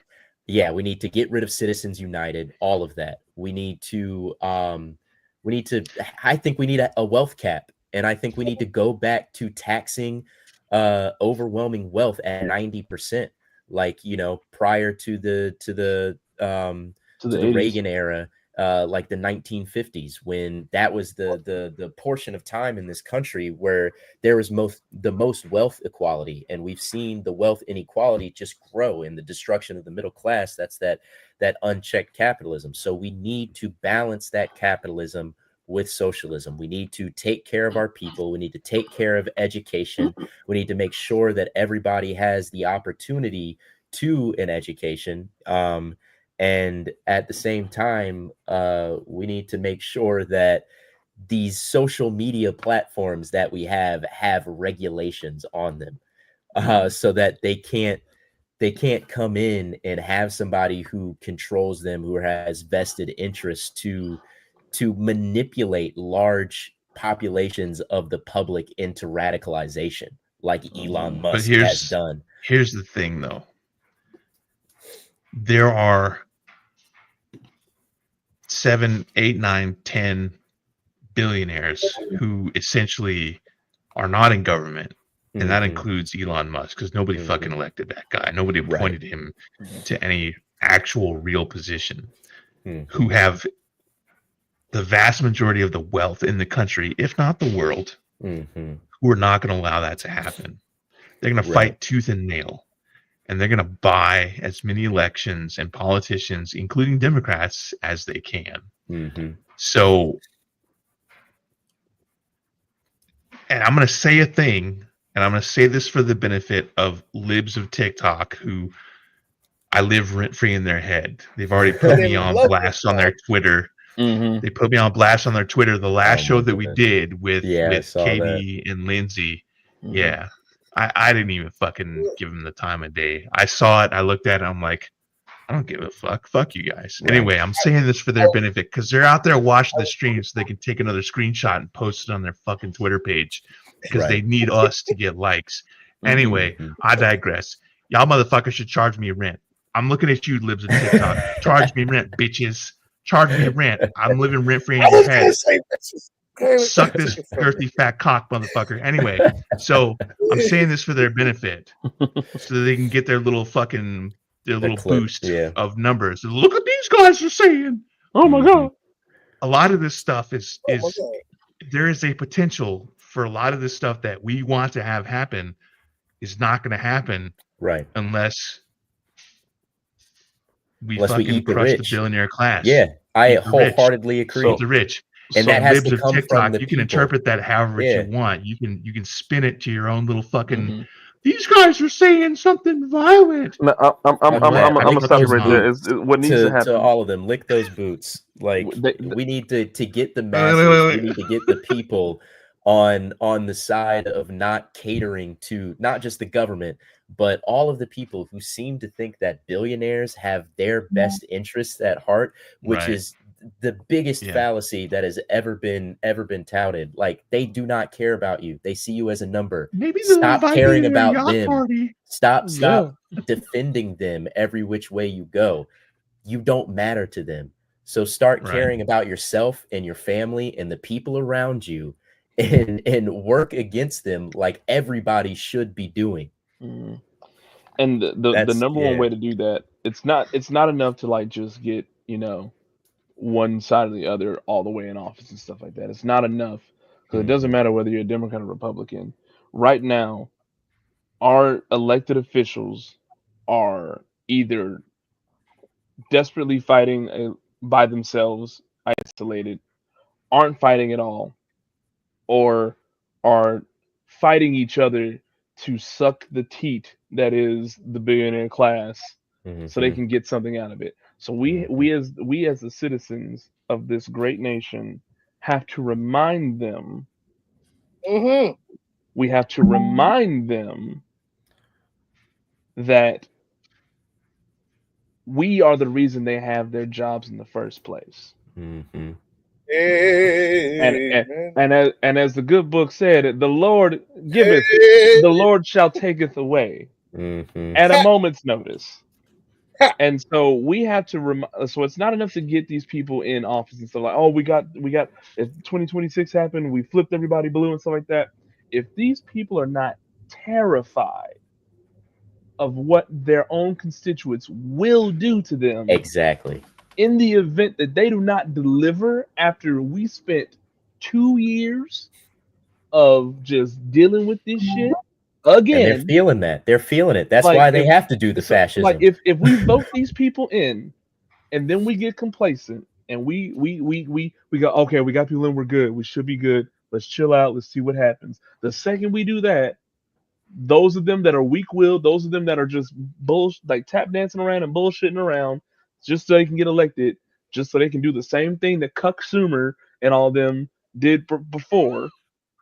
I like this guy. Sorry, I already got right? orange strudel, orange pastry strudel or something like that. Orange fudgesicle. I'm writing them down. I'll give you credit. And Cuck Schumer. These are fire. All fire. Yeah. And it's like they're just gonna do the same thing because they're gonna be like, okay, I think the coast is clear, we can get away with it. It's like, no, you're not getting away with this. We put you there for a reason. I don't care if it's red or blue. We put you there for a reason because the last guy before you didn't do the damn job. And we did what we were supposed to do, and we wrote on a piece of paper or we clicked the box on a computer and said, hey, you out, you in. And once we put you in, we will just know we will be standing on your necks the whole time, and don't give us a reason to stomp because that's we will. The point is, I'm gonna leave you guys with this because I gotta go soon. Okay, that's the point. The absolute point is because I want to talk to the people out there. Number one, go visit our friends over here, man, at the Real Chance Meeting. Okay, at the Real Chance Meeting, go visit them. Number two, they will not save you. They will not save you. Mm-hmm. Everything you did to get there, think about it like the self-help video for your wife. Everything you did to get her, you do to keep her. Okay? Everything you did to get there, you do to sustain that power that you feel like you have. I guarantee you, what happens is the people will placate. They'll make really big, bold moves. They'll do just like Fetterman did with his fucking hoodie. Only recording and the brick behind him. Yeah, I saw it. Yeah, I knew it was the play, but I thought it was a smart one. Mm-hmm. He was smart. And he'll do exactly what he thinks he needs to do to look like that Pennsylvania worker. Mm-hmm. Yeah. But unless we're there afterwards, they will turn. Unless we're there afterwards, they return. The Tea Party has not given up on the black guy being president yet. Not once.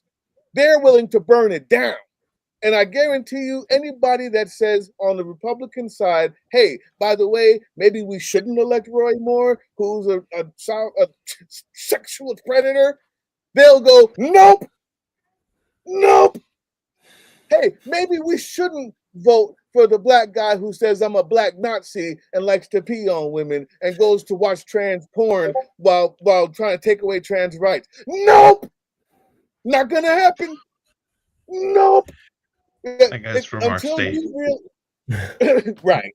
I thought he was talking about what's his name? He's talking about Mark Robinson. Yeah, Mark Robinson. Yeah, Mark Robinson. I like Some people be killing the black Nazi. The reason why I like trans because you can still you can take out the man and still keep him there.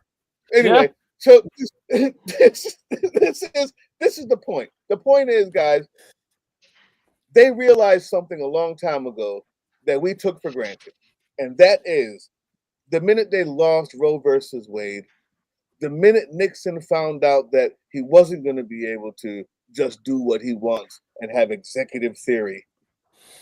They haven't stopped fighting since. When we gave up on things that because we thought we won a long time ago, they haven't stopped fighting since. 50 fucking years later, they finally got this thing. They had a plan. They kept fighting, they kept marching, they kept electing, they kept on the fight until they finally got it. What we have to now realize, what we have to remember is it's not about the people we put in office. It's about the think tanks. It's about these conversations. It's about continuing the fight. Always having somebody out there saying, "Don't forget, don't forget. I know you did great." I'll even say it like this, just so I can bring it home to you guys. Don't forget, Jasmine Crockett. I love you. I guarantee you tomorrow, if you don't do what I ask, don't forget I'm in DC. Don't forget, AOC. I'm glad you're around, moving around. I'm glad you're out with Bernie Sanders, getting these big crowds. Keep those crowds. If you lose them, don't forget. Right. I don't care who you are. You're not my friend. You're a tool. And until we realize that they are tools, not friends, not teammates, we will lose. I will leave you guys with that. All right. But I'm just saying, if I could be friends with Jasmine Crockett, I'm married. I would be okay with that. Like, I would just be like, hey, you know what? You want to come over and hang out? We'll watch some Netflix and have some dinosaur chicken nuggets, and That's what happened. No, but it's we'll sit on opposite ends of the couch and I know. Every time I have battle of wits. Have a battle of insults. This happened. Where's my drink? No.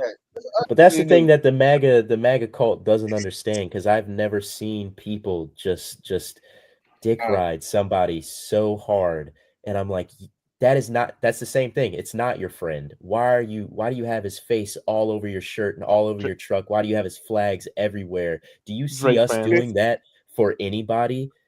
Like, to be that delusionally passionate to just blindly go along with anything they say and keep fanboying and fan clubbing for them all the time makes absolutely no sense. It's 50 plus years, man. That's all we got to remember. This is not just happening because of Trump. Trump ended up being the first person that they could actually use. That was their the Heritage Trump Foundation tried this before many times.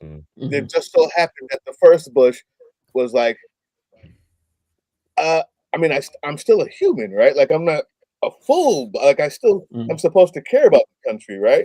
In the next one, there's a certain place that they just wouldn't go, and they found the correct sociopath to be like, "Oh, me? Bring it on! Whatever it takes. I'm getting the power. Let's go. Whatever it takes. Let's go. Yeah, I got it." And the one thing that Republican voters have never let their, at least when it comes to the people that they are hardcore behind, they've never let them forget that, like, as soon as they mess up with them, they are on their ass. They are on their ass. And that's what we as Americans have to do. We have to keep this almost as an ancestral memory. Like, as soon as you get the job of being a congressman, you somehow get this weird ancestral memory of, like, if I fuck up, the people are going to be on my ass, because we will be. We will be on your ass the second you fuck up. That goes for AOC, Jasmine Crockett, Bernie Sanders. Like, the second you flip on us, we're going to be on your ass. And that is a fear that we must return back to our politicians. I feel like we used to do that. I feel like there used to be that fear back when there was a higher belief system in the rule of law, in democracy. And at some point in time, I want to say after 9/11, really, that fear went away because we got wrapped up in other things. And we started just giving up small portions of power because of one thing or another. Maybe it was fear, maybe it was anxiety, maybe it was just we just needed somebody to tell us it was going to be okay after all this stuff went down. But we gave up our power. We gave them that feeling of safety once they got the suit and tie on and got to sit behind the big desk. And it's like, now we have to remind them. And my hope is that we can do that without, 1789. happening all over again. But 1789 where? don't worry about it. Yeah, that's Listen, I got to check the group chat and see if no one's in here. Anyway, Oh yeah. but no, like my hope is that American flag, Yeah. fire. My hope is that we don't have to go a certain way in order to reinstate that fear. But sadly, as human history has shown, you can only step on people so much before people just start. You can only mess with a dog so much before he finally has to nip at you or start biting. So that's what's gonna have to. That's probably what's gonna have to happen. I don't know what that dog bite's gonna look like, but dog's pissed right now. Yeah, we're already we're seeing it snap already. We're gonna the dog's gonna keep biting. And it's like we need to reinstate that fear of your voter base. We have to Just got reinstate. church music in the background. Oh, because I'm preaching right now. Pass the plate, by the way. Pass collection plate. I see. We got like what 300 some comments. Yeah, I need a collection plate pass to all. Oh my God! Everybody in the chat. That's hilarious. You pass that around. We can make like $4 right there. Look at that! Come on, preach it, brother. Like we have to light a fire underneath every. Oh no! Go ahead. I'm when coming they out sit from the down in back that from the seat, kitchen. Walk they out stand with behind the podium. spatula.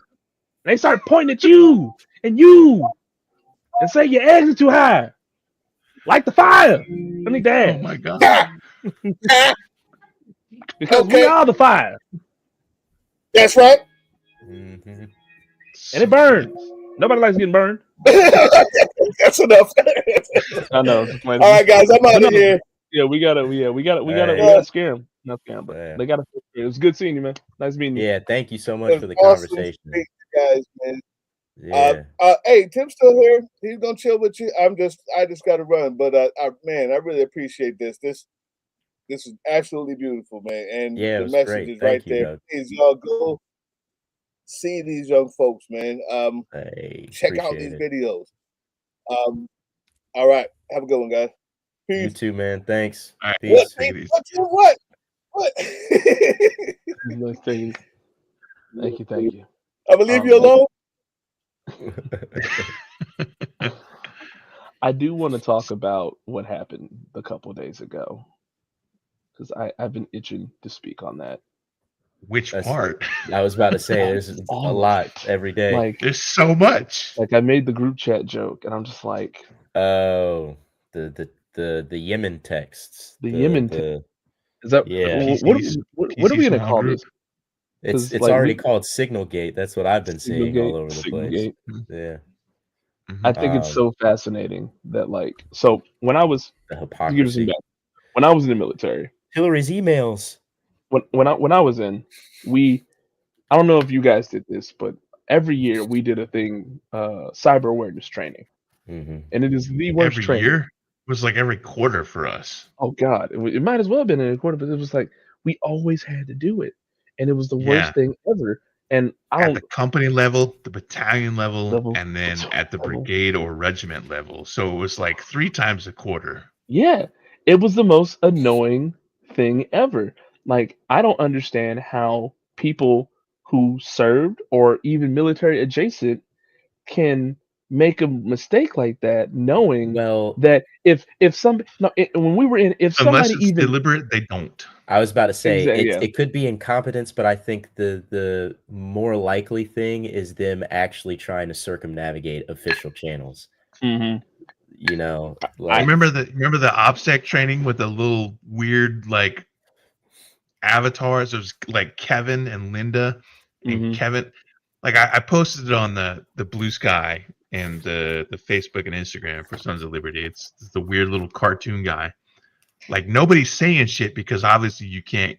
If you're serving, you can't criticize the Secretary of Defense, but you can post that fucking meme, just a picture of the little guy, and everybody knows what it is instantly. Mm-hmm. Let me see if I can find it and screen share it real fast. Yeah, screen share that.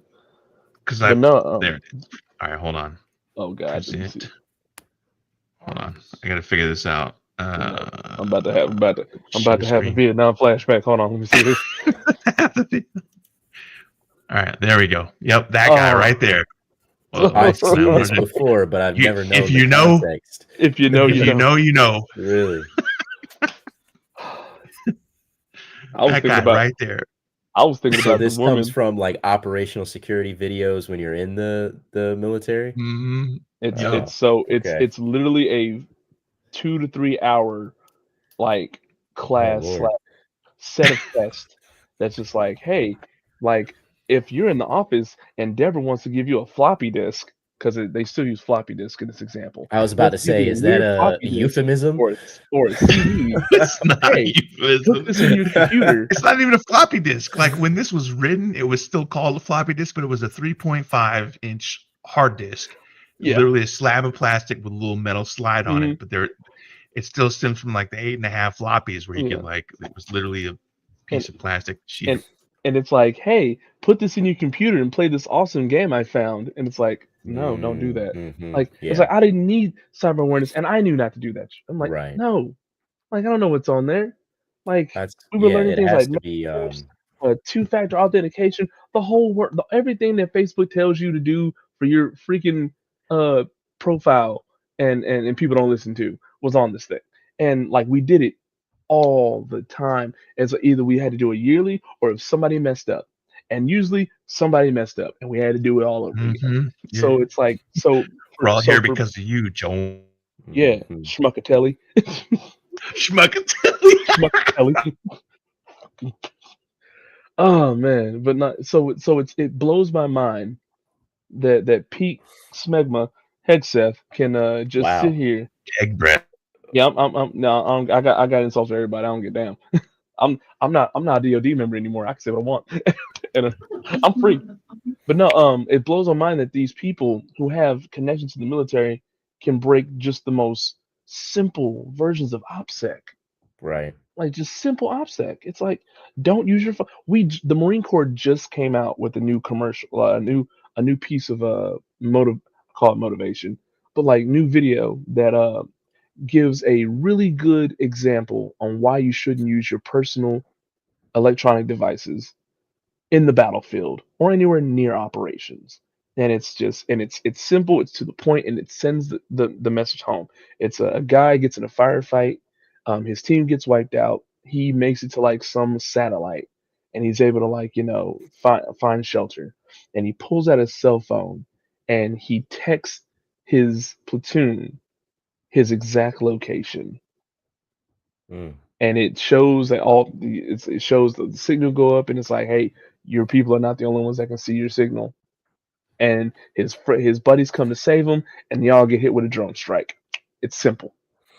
It's like you don't use personal electronic devices in the battlefield or in the place of operations. Period.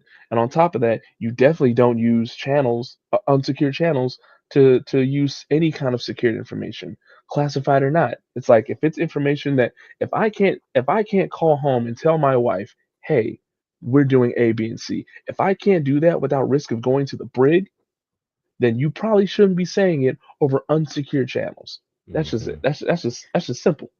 Trying to look for because I'm looking at who all was in the Signal group chat, and there's quite a bit of people on this group chat. But I It was was the director of the CIA, Tulsi Gabbard, right. Yeah, Hegseth. there's quite a bit of people. I was looking for there was somebody who was in Russia at the time in the group chat who received the message while they were in Russia. Oh, And I think it's one of the diplomats. yeah, I'm not I'm trying to find it right now, but there's just so much. That's one of the problems with everything that's going on today is just Yeah. there's so much news all the time. It's hard to sift through everything. But that just goes back to it can't be that bad of incompetence, or maybe it can be, but to me it seems like something that was purposeful, that they were using that so that they wouldn't have actual record, within official channels of what they've been saying and what they've been doing. All right, here's the list of participants. National Security Advisor Michael Waltz, or someone pretending or claiming to be Michael Waltz. Secretary of Defense Pete Hegseth. Vice President, in name only, J.D. Vance. Secretary of State Marco Rubio. Director of National Counterterrorism Center Joe Kent. Director of National Intelligence Tulsi Gabbard. CIA Director John Ratcliffe. White House Chief of Staff Susie Wiles. Deputy White House Chief of Staff Stephen Miller. Fuck that guy. Special Envoy for the Middle East and Ukraine Stephen Witkoff. National Security Council official Brian McCormack. Department of Defense Liaison Dan Caldwell. Counselor to the State Department Mike Needham. Representative from the Vice President's Office, I don't even know what the fuck that means, Andy Baker. Treasury Department Liaison Dan Katz. And Editor-in-Chief of The Atlantic Jeffrey Goldberg. Those Why? are the participants. Why these specific people? If I can understand certain people, but really the fucking Treasury Department liaison, like what is that guy doing there? But like, for I'm one gonna thing, go it's into all Yemen people. and steal all their gold to make gold bars. Yeah, it's all people that should know better. But Yeah. at the same time, it's like why this group of people for this specific text? You would think And they should why know I'm better, saying but that. Yeah, most you of these would think they motherfuckers should know. are DEI hires. I'm gonna tell you exactly why it was these group of people. These are all younger cats, relatively younger cats that are super proud of where they are right now. Like they're touching the sun, they're walking in sunshine. They nothing can touch them right Flying now. They too are close to it. they're flying too close. They're untouchable. They're like, listen, like I have never seen, like, out of all, I don't know if you witnessed the hearings that were going on today. I have never seen Kash Patel sweat. Oh yeah, he just pretended like he had just heard about it. Like He's- they were just like- he was learning about it as they were talking about it right then. Tulsi Gabbard, like, she's aged 10 years since she got put into that position. I don't reckon Tulsi Gabbard looks like significantly older. Mm-hmm. I was like, what is going on right now that has got these people so messed up and so And none of them shook? owning up to their mistakes at all, because Tulsi Gabbard is deflecting. No, they're Capital doubling pretending he down. They're doesn't like, know. And then what we Pete see Hegseth here is is a just bunch of blatantly professionals. lying. He's like, Well- no text ever happened. What do you mean? This is a hoax. Yeah, no, they're They're not even on the same page with their lies. Like, No. It's like for Hegseth to come down on that plane and be like, that didn't happen, and the guy at Atlantic is a phony and a fraud and a sham. It's like, bro, well, the like, White House just confirmed that it happened. why not just so confirm that it happened, dude? What are Like, we where were talking you? about? Did you not get the Why group is text? why is he not Their fired messaging yet? is so fucked up.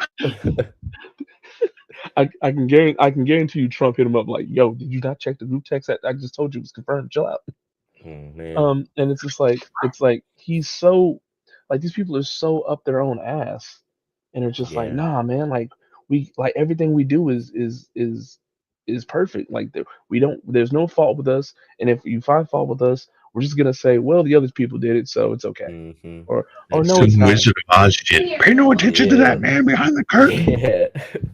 And it's so stupid, man. Deeply unserious people. It's cruel stupidity.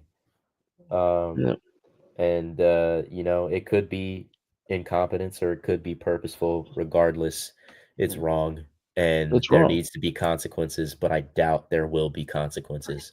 There won't be. Yeah, I will say this. I think one person's losing their job, but only one.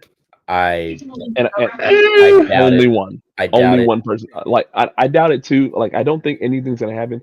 But I do think if something happens, only one person's losing their job. It'll be And the journalist from the Atlantic. He loses it. It's either That gonna would be be horrible. That's Hegseth. not funny. It's either I gonna be mean, Hegseth. it's not out of the realm of possibility. You remember Anthony Scaramucci? Dude had his job for like 11 days. Yep, Scaramucci. So I will say it's either going to be Pete Yeah. Hegseth or who's the other guy? That is allegedly himself. What you said earlier? The other, the Mike first- Katz. Yeah, Mike Kent might be the one, because apparently whoever it is that added everybody to the group chat and also Right. added that number. That was the person claiming to be Mike Katz, and Yeah. they're So- not even sure if that was actually Mike Katz. Yeah. So I I've doubt already it's heard. going to be any So of it's them, either and going I to be Pete or definitely him. doubt it's going to be Pete Hegseth. Actually, I think it might be Pete because he's the most expendable. I don't Pete know, is the In man. a most perfect expendable. world, it would be wishful all of thinking. them, but Yeah, that's wishful thinking. It is I wishful think that thinking, but is it's very not wrong. wishful He is the thinking. most expendable. It's like he's got just long enough of an actual rap sheet to be like, you know what, maybe Pete wasn't the best To option. not have the job at all Yeah, to begin with. Pete. I mean, to be fair, Pete was more like a placeholder for the next guy. He was only Yeah, a I'm 20-year sure 04. there's going to be a lot of spinning. There's going to be a lot of spinning as always. I mean, who makes it to only 04 after 20 years? I mean, it's like you would think that after 20 years you would make it to like general, but I guess not everyone can be like like the previous guy I fired. It's fine. Yeah. All right, so Let's see. I gotta close the stream out. We've been on Okay. it for about 2 hours. Everybody, go that's watching or that will invariably end up watching after the fact. The URL is youtube.com/@therealchancemeeting. Chance meeting. That's the real chance meeting. So go ahead and Thank you follow for them. that. All the socials. Like I looked you guys up, and like there's a whole bunch of different socials that have that at tag. So you're primarily on the YouTube. You said was your big platform. So YouTube, all of our people Instagram. should go over there. And Yeah. Yeah, we appreciate it. Thank you for having us on, and we'll keep in touch. I was gonna ask you, are you heading up to DC for any of the future protests, like the April 5th or the media blitz or anything? That's I want to, but I'm gonna be honest with you that the March 14th thing, I'm still recovering from that. That was, and it wasn't just that event. It was like that whole weekend, like Friday, Saturday, Sunday, and Monday. I had a lot of stuff going on, so it just took a lot out of me.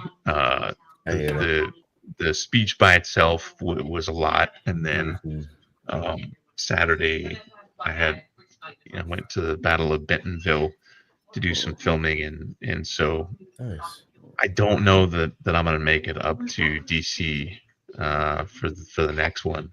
Probably will just go up to Raleigh because I'm over in near the Raleigh area. So us three are in the same little area. So like I do want to get I want to have like a little barbecue with like Cliff Cash, who lives down by you guys, and Richard and Yeah, we Jetta, just who live- interviewed him. Oh, really? Yeah. Okay. Yeah. He Newest did a video we town got. hall in Wilmington where him and his brother played our representative David Rouser, and then his brother played Tom Phillis with big fat heads, and it was hilarious. Yeah, it was absolutely hilarious. And then he gave a speech afterwards, and then we got an interview with him afterwards. So that was awesome. Yeah, we would love to all get together for something. Yeah, I want to try to put together like a barbecue or whatever, and I'll have like you guys and Richard and Jetta and Cliff Cash, and then I'll live stream the whole thing. It'll be fun. That'd be sick. Well, I do. Before you close it out, I got a question for you, Big Sir. What do you see yourself in 20 years? 20 years. Let's see. By that time, I'll probably be 50, 60, 70. Not retired. That's for goddamn sure. There's no. So I'm pushing 50. So that means there's not going to be any fucking retirement for me or people my age or lower. So y'all can forget about that shit. We're just gonna. I'll be a fucking Walmart greeter is what's gonna happen. Either that or like I'll have been arrested for like sedition and fomenting rebellion or some shit. Who the fuck even knows? Oh man, there's not enough. There's not enough room in jail for all of us. Well, this whole thing has had me thinking, and I think it's not enough for me to sit idly by and complain and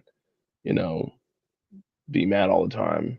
And I'm glad that I've been blessed with the opportunity to help out and be the cameraman and producer for Chance's work and to get to do interviews like this with people like you and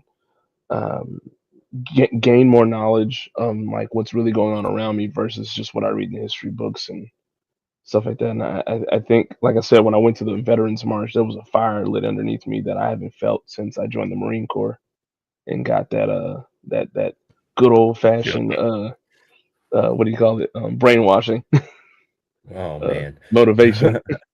But no, You I got think I want to liberation. actually get into politics and you know maybe be a senator one day. And I did in fact have a dream a couple nights ago that I like ran against my local congressional rep. I think Brad Knott is his name for District 13 or whatever. And my whole platform was like, this guy votes for everything that Trump does, and everything that he does sucks. So you should just vote for me, even though like I have a criminal record and tons of porn videos or whatever. I mean, We're shit, like, like Trump did the fuck same it. thing. You'll be fine. Yeah, I was about to say. Listen, in America, you may not be able to vote as a felon, but you can be voted for. Yeah. No, but That's really fucking punchy. I like that. yeah, it's I wanna actually get involved in actual politics, and I wanna do something. I wanna make people believe in their representatives again. Hell yeah. And if that means being like the one person in there that like actually gives a damn, I mean that'll suck, but that'll be it. Also, Mhm. I don't know. I give myself 20 years to either make it into Congress or make it into the presidency. And Oh wow. I think Richard Well- Ojeda is a retired U.S. Army major, and we've had him on the show twice now, and he's over near Fayetteville. And I think he said it was like $50 to get your name on the list, but then after that, you got to like raise money to run political ads and shit like that. So Mhm. I don't know. I don't think there's an age limit like the way that there is. If the presidency is like 38, but I'm not sure if that age limit exists for Congress. So like in for fact, I like don't think how it is the because youngest you can be. yeah, because I think if it's I 30. remember correctly, I believe the youngest you can be is 33. You have to be 33 or older to run for president. I think it's 31 because if I'm not mistaken, I think Alexandria Ocasio-Cortez is like 35 now, and she's been in office for like 4 years at least. 4 or 5 years. I could be wrong. I thought it was 33, but I don't know. Maybe 33 is like the youngest I'd president. have to we've look had. it up, and I'm too lazy to like type on How this was- keyboard that's Like, literally how old was right here. JFK when he became president? Okay, I'm about to sound dumb on live stream. Here we go. But no, but like He was in 30s, his late 30s. like the third. You said what? So to be a senator, you have to be 30 or over. To be a Mhm. representative, you have to be 25 or older. Mm-hmm. There you go. Well, So you can I'm old definitely enough. do Mhm. for Yeah. either. I don't know. Also, like like have you ever said the word president or senator and then your last name and just like thought about it for a second? I personally have not. Do it right now. Do it right now. Go ahead. Say it. No. I would literally, so like if I ran for any kind of office whatsoever, whether it was a fucking alderman for the local town or like Congress or whatever, it would literally be like on day one I would announce my candidacy, and like on day two through like day 365 it would just be me being like, all right, so before I talk about my issues that I want to, my campaign platform, I first need to get this out of the way. Let me just go ahead and clear the air about the time that I got arrested for shoplifting, or the time that I got an Article 15 for having a three-way with my wife, or some shit like that. Wait, what? So it would just be a constant.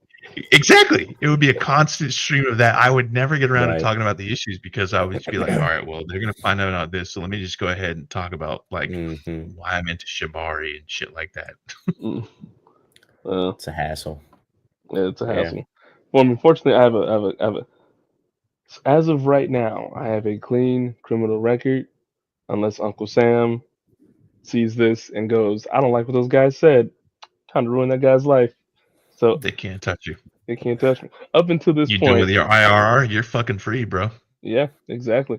But no, but yeah, no, I have a clean criminal record, and I'm just popular enough in my neck of the woods, despite the fact that I'm very vocally against the regime I have enough support because of who I am versus what I believe in, which I am still trying to wrap my head around why people are like that. Because like you don't like anything I like, but you like me, so I guess. But I think that's enough to get a foothold in something, to at least talk to certain people and gain some influence. But it's I'm still learning. I still want to, get as far as I can, as best I can. But we gotta start somewhere. So I'm starting here. Yeah, and like I brought this up at the rally, and so did Cliff. Is like people need to just get involved in politics. Like, stop being a commentator or sitting on the sidelines of the Facebook comments. Just fucking run for office. And realistically speaking, the worst that you could do is not get elected. Like, that's it. You spend $50, you put your name in the hat, you run your campaign based on the fact that your incumbent candidate who you're running against is fucking incompetent and is not listening to you. So like my representative, the congressional representative where I live, is a Republican. I could theoretically run as a Republican. I probably wouldn't get very far. They'd be like, "This dude's fucking lib. Look at him. Here's his fucking videos and shit." But I'd be like, "I went to church and found Jesus." But you run against the fucking dude and be like, "This." All you have to you don't even talk about political shit. Just make it 100% populist. I'm a blue collar worker. You're a blue collar worker, Mr. American voter. Your benefits are getting cut, and this motherfucker voted for it because he's a bootlicker. And even though you're a Republican, he's a Republican, and you have to vote for him, I'm giving you another option. And that option is I'm running as a Republican as well because reasons or whatever. And I can definitely do a better job than this guy. And on top of that, I'm going to show up to my town hall, and I'm not going to fucking run away from you. You can yell at me all you want, but I'll still be at the town hall. That guy didn't show up to the town hall, period. Leave it at that. Any fucking attacks that they want to make on you and be like, well, this guy, when he was 18, got busted for smoking pot or whatever. So fucking what? What about it? You voted for fucking Medicaid to get suspended. Fuck you. Do they like that? Like, do you they don't care smoke about pot? Like, what's the bigger issue here? I smoke pot or you voted against their Medicaid? Right. Suck it, bitch. That's all you got to do the whole fucking time. Anytime they try to redirect an attack back on you and be like, well, I heard that when you were 14, you got busted for shoplifting at the local Safeway. So you voted to take away veterans benefits. Fuck you, bitch. Just keep turning that shit around. Don't fucking talk about anything else other than that motherfucker's voting record and what he did or did not vote for that impacts the voters. That's all you got to do. God damn, I want to run for office. But goddamn, I don't want to explain shit that I had in my past, even if it was like 3 months ago. Listen, for me, it's like imagine the ads that are made against you. It's like if I'm so much of a threat where someone has to drop $1,000 or so to run like solid political ads against me, saying some messed up stuff, I'm like, bro, I must be doing good. Like you had to try to get me. Like you worked hard for that. I must be doing my something ad wrong. would literally be me sitting in front of a webcam like I am right now and being like, fuck that dude. That dude voted to take away your Medicaid. He could suck it. I would probably they'd be like, I get like 5 votes and hey, it's enough. You never know. This day and age, you never know. All right, I gotta end the stream. It's past my bedtime. It's not really, but whatever. I need to go make a Gotta be in bed by 9. I hear that. Well, I do want to thank you guys for having us. coming on the show. Absolutely, it was so great to meet you guys in DC, and I really appreciate that you guys took the time to come up and say hey. And I'm glad that I got to meet you guys because you live like an hour down the road from me. So I'm definitely gonna like send you an email and be like, hey, you want to hear this next crazy scheme that I got? Heck yeah, that sounds great, man. Well, that sounds fantastic. It sounds great now. So you get that email. Then you'd be like, What? Now we got to rethink I this. mean, Nah, is it gonna be like the 4 a.m. text when we were in the military, like the No. 4 a.m. text? No, if you get a text from my phone at 4 a.m., you better like call the police because some shit's happening. You need help. Somebody like got my phone isn't impersonating me. Because if I'm not asleep at 4 a.m. or I'm not fucking at 4 a.m., then it's not me. No, okay, cool. It's like oh no. It's like, Nice. All right, guys. Thank you so much. for having Thanks us so on. much. All right. I'm Thank gonna go you ahead again. and end the We really stream with a appreciate 2 claps and a Rick. Awesome. Woo! All Take right. care, everybody. You too.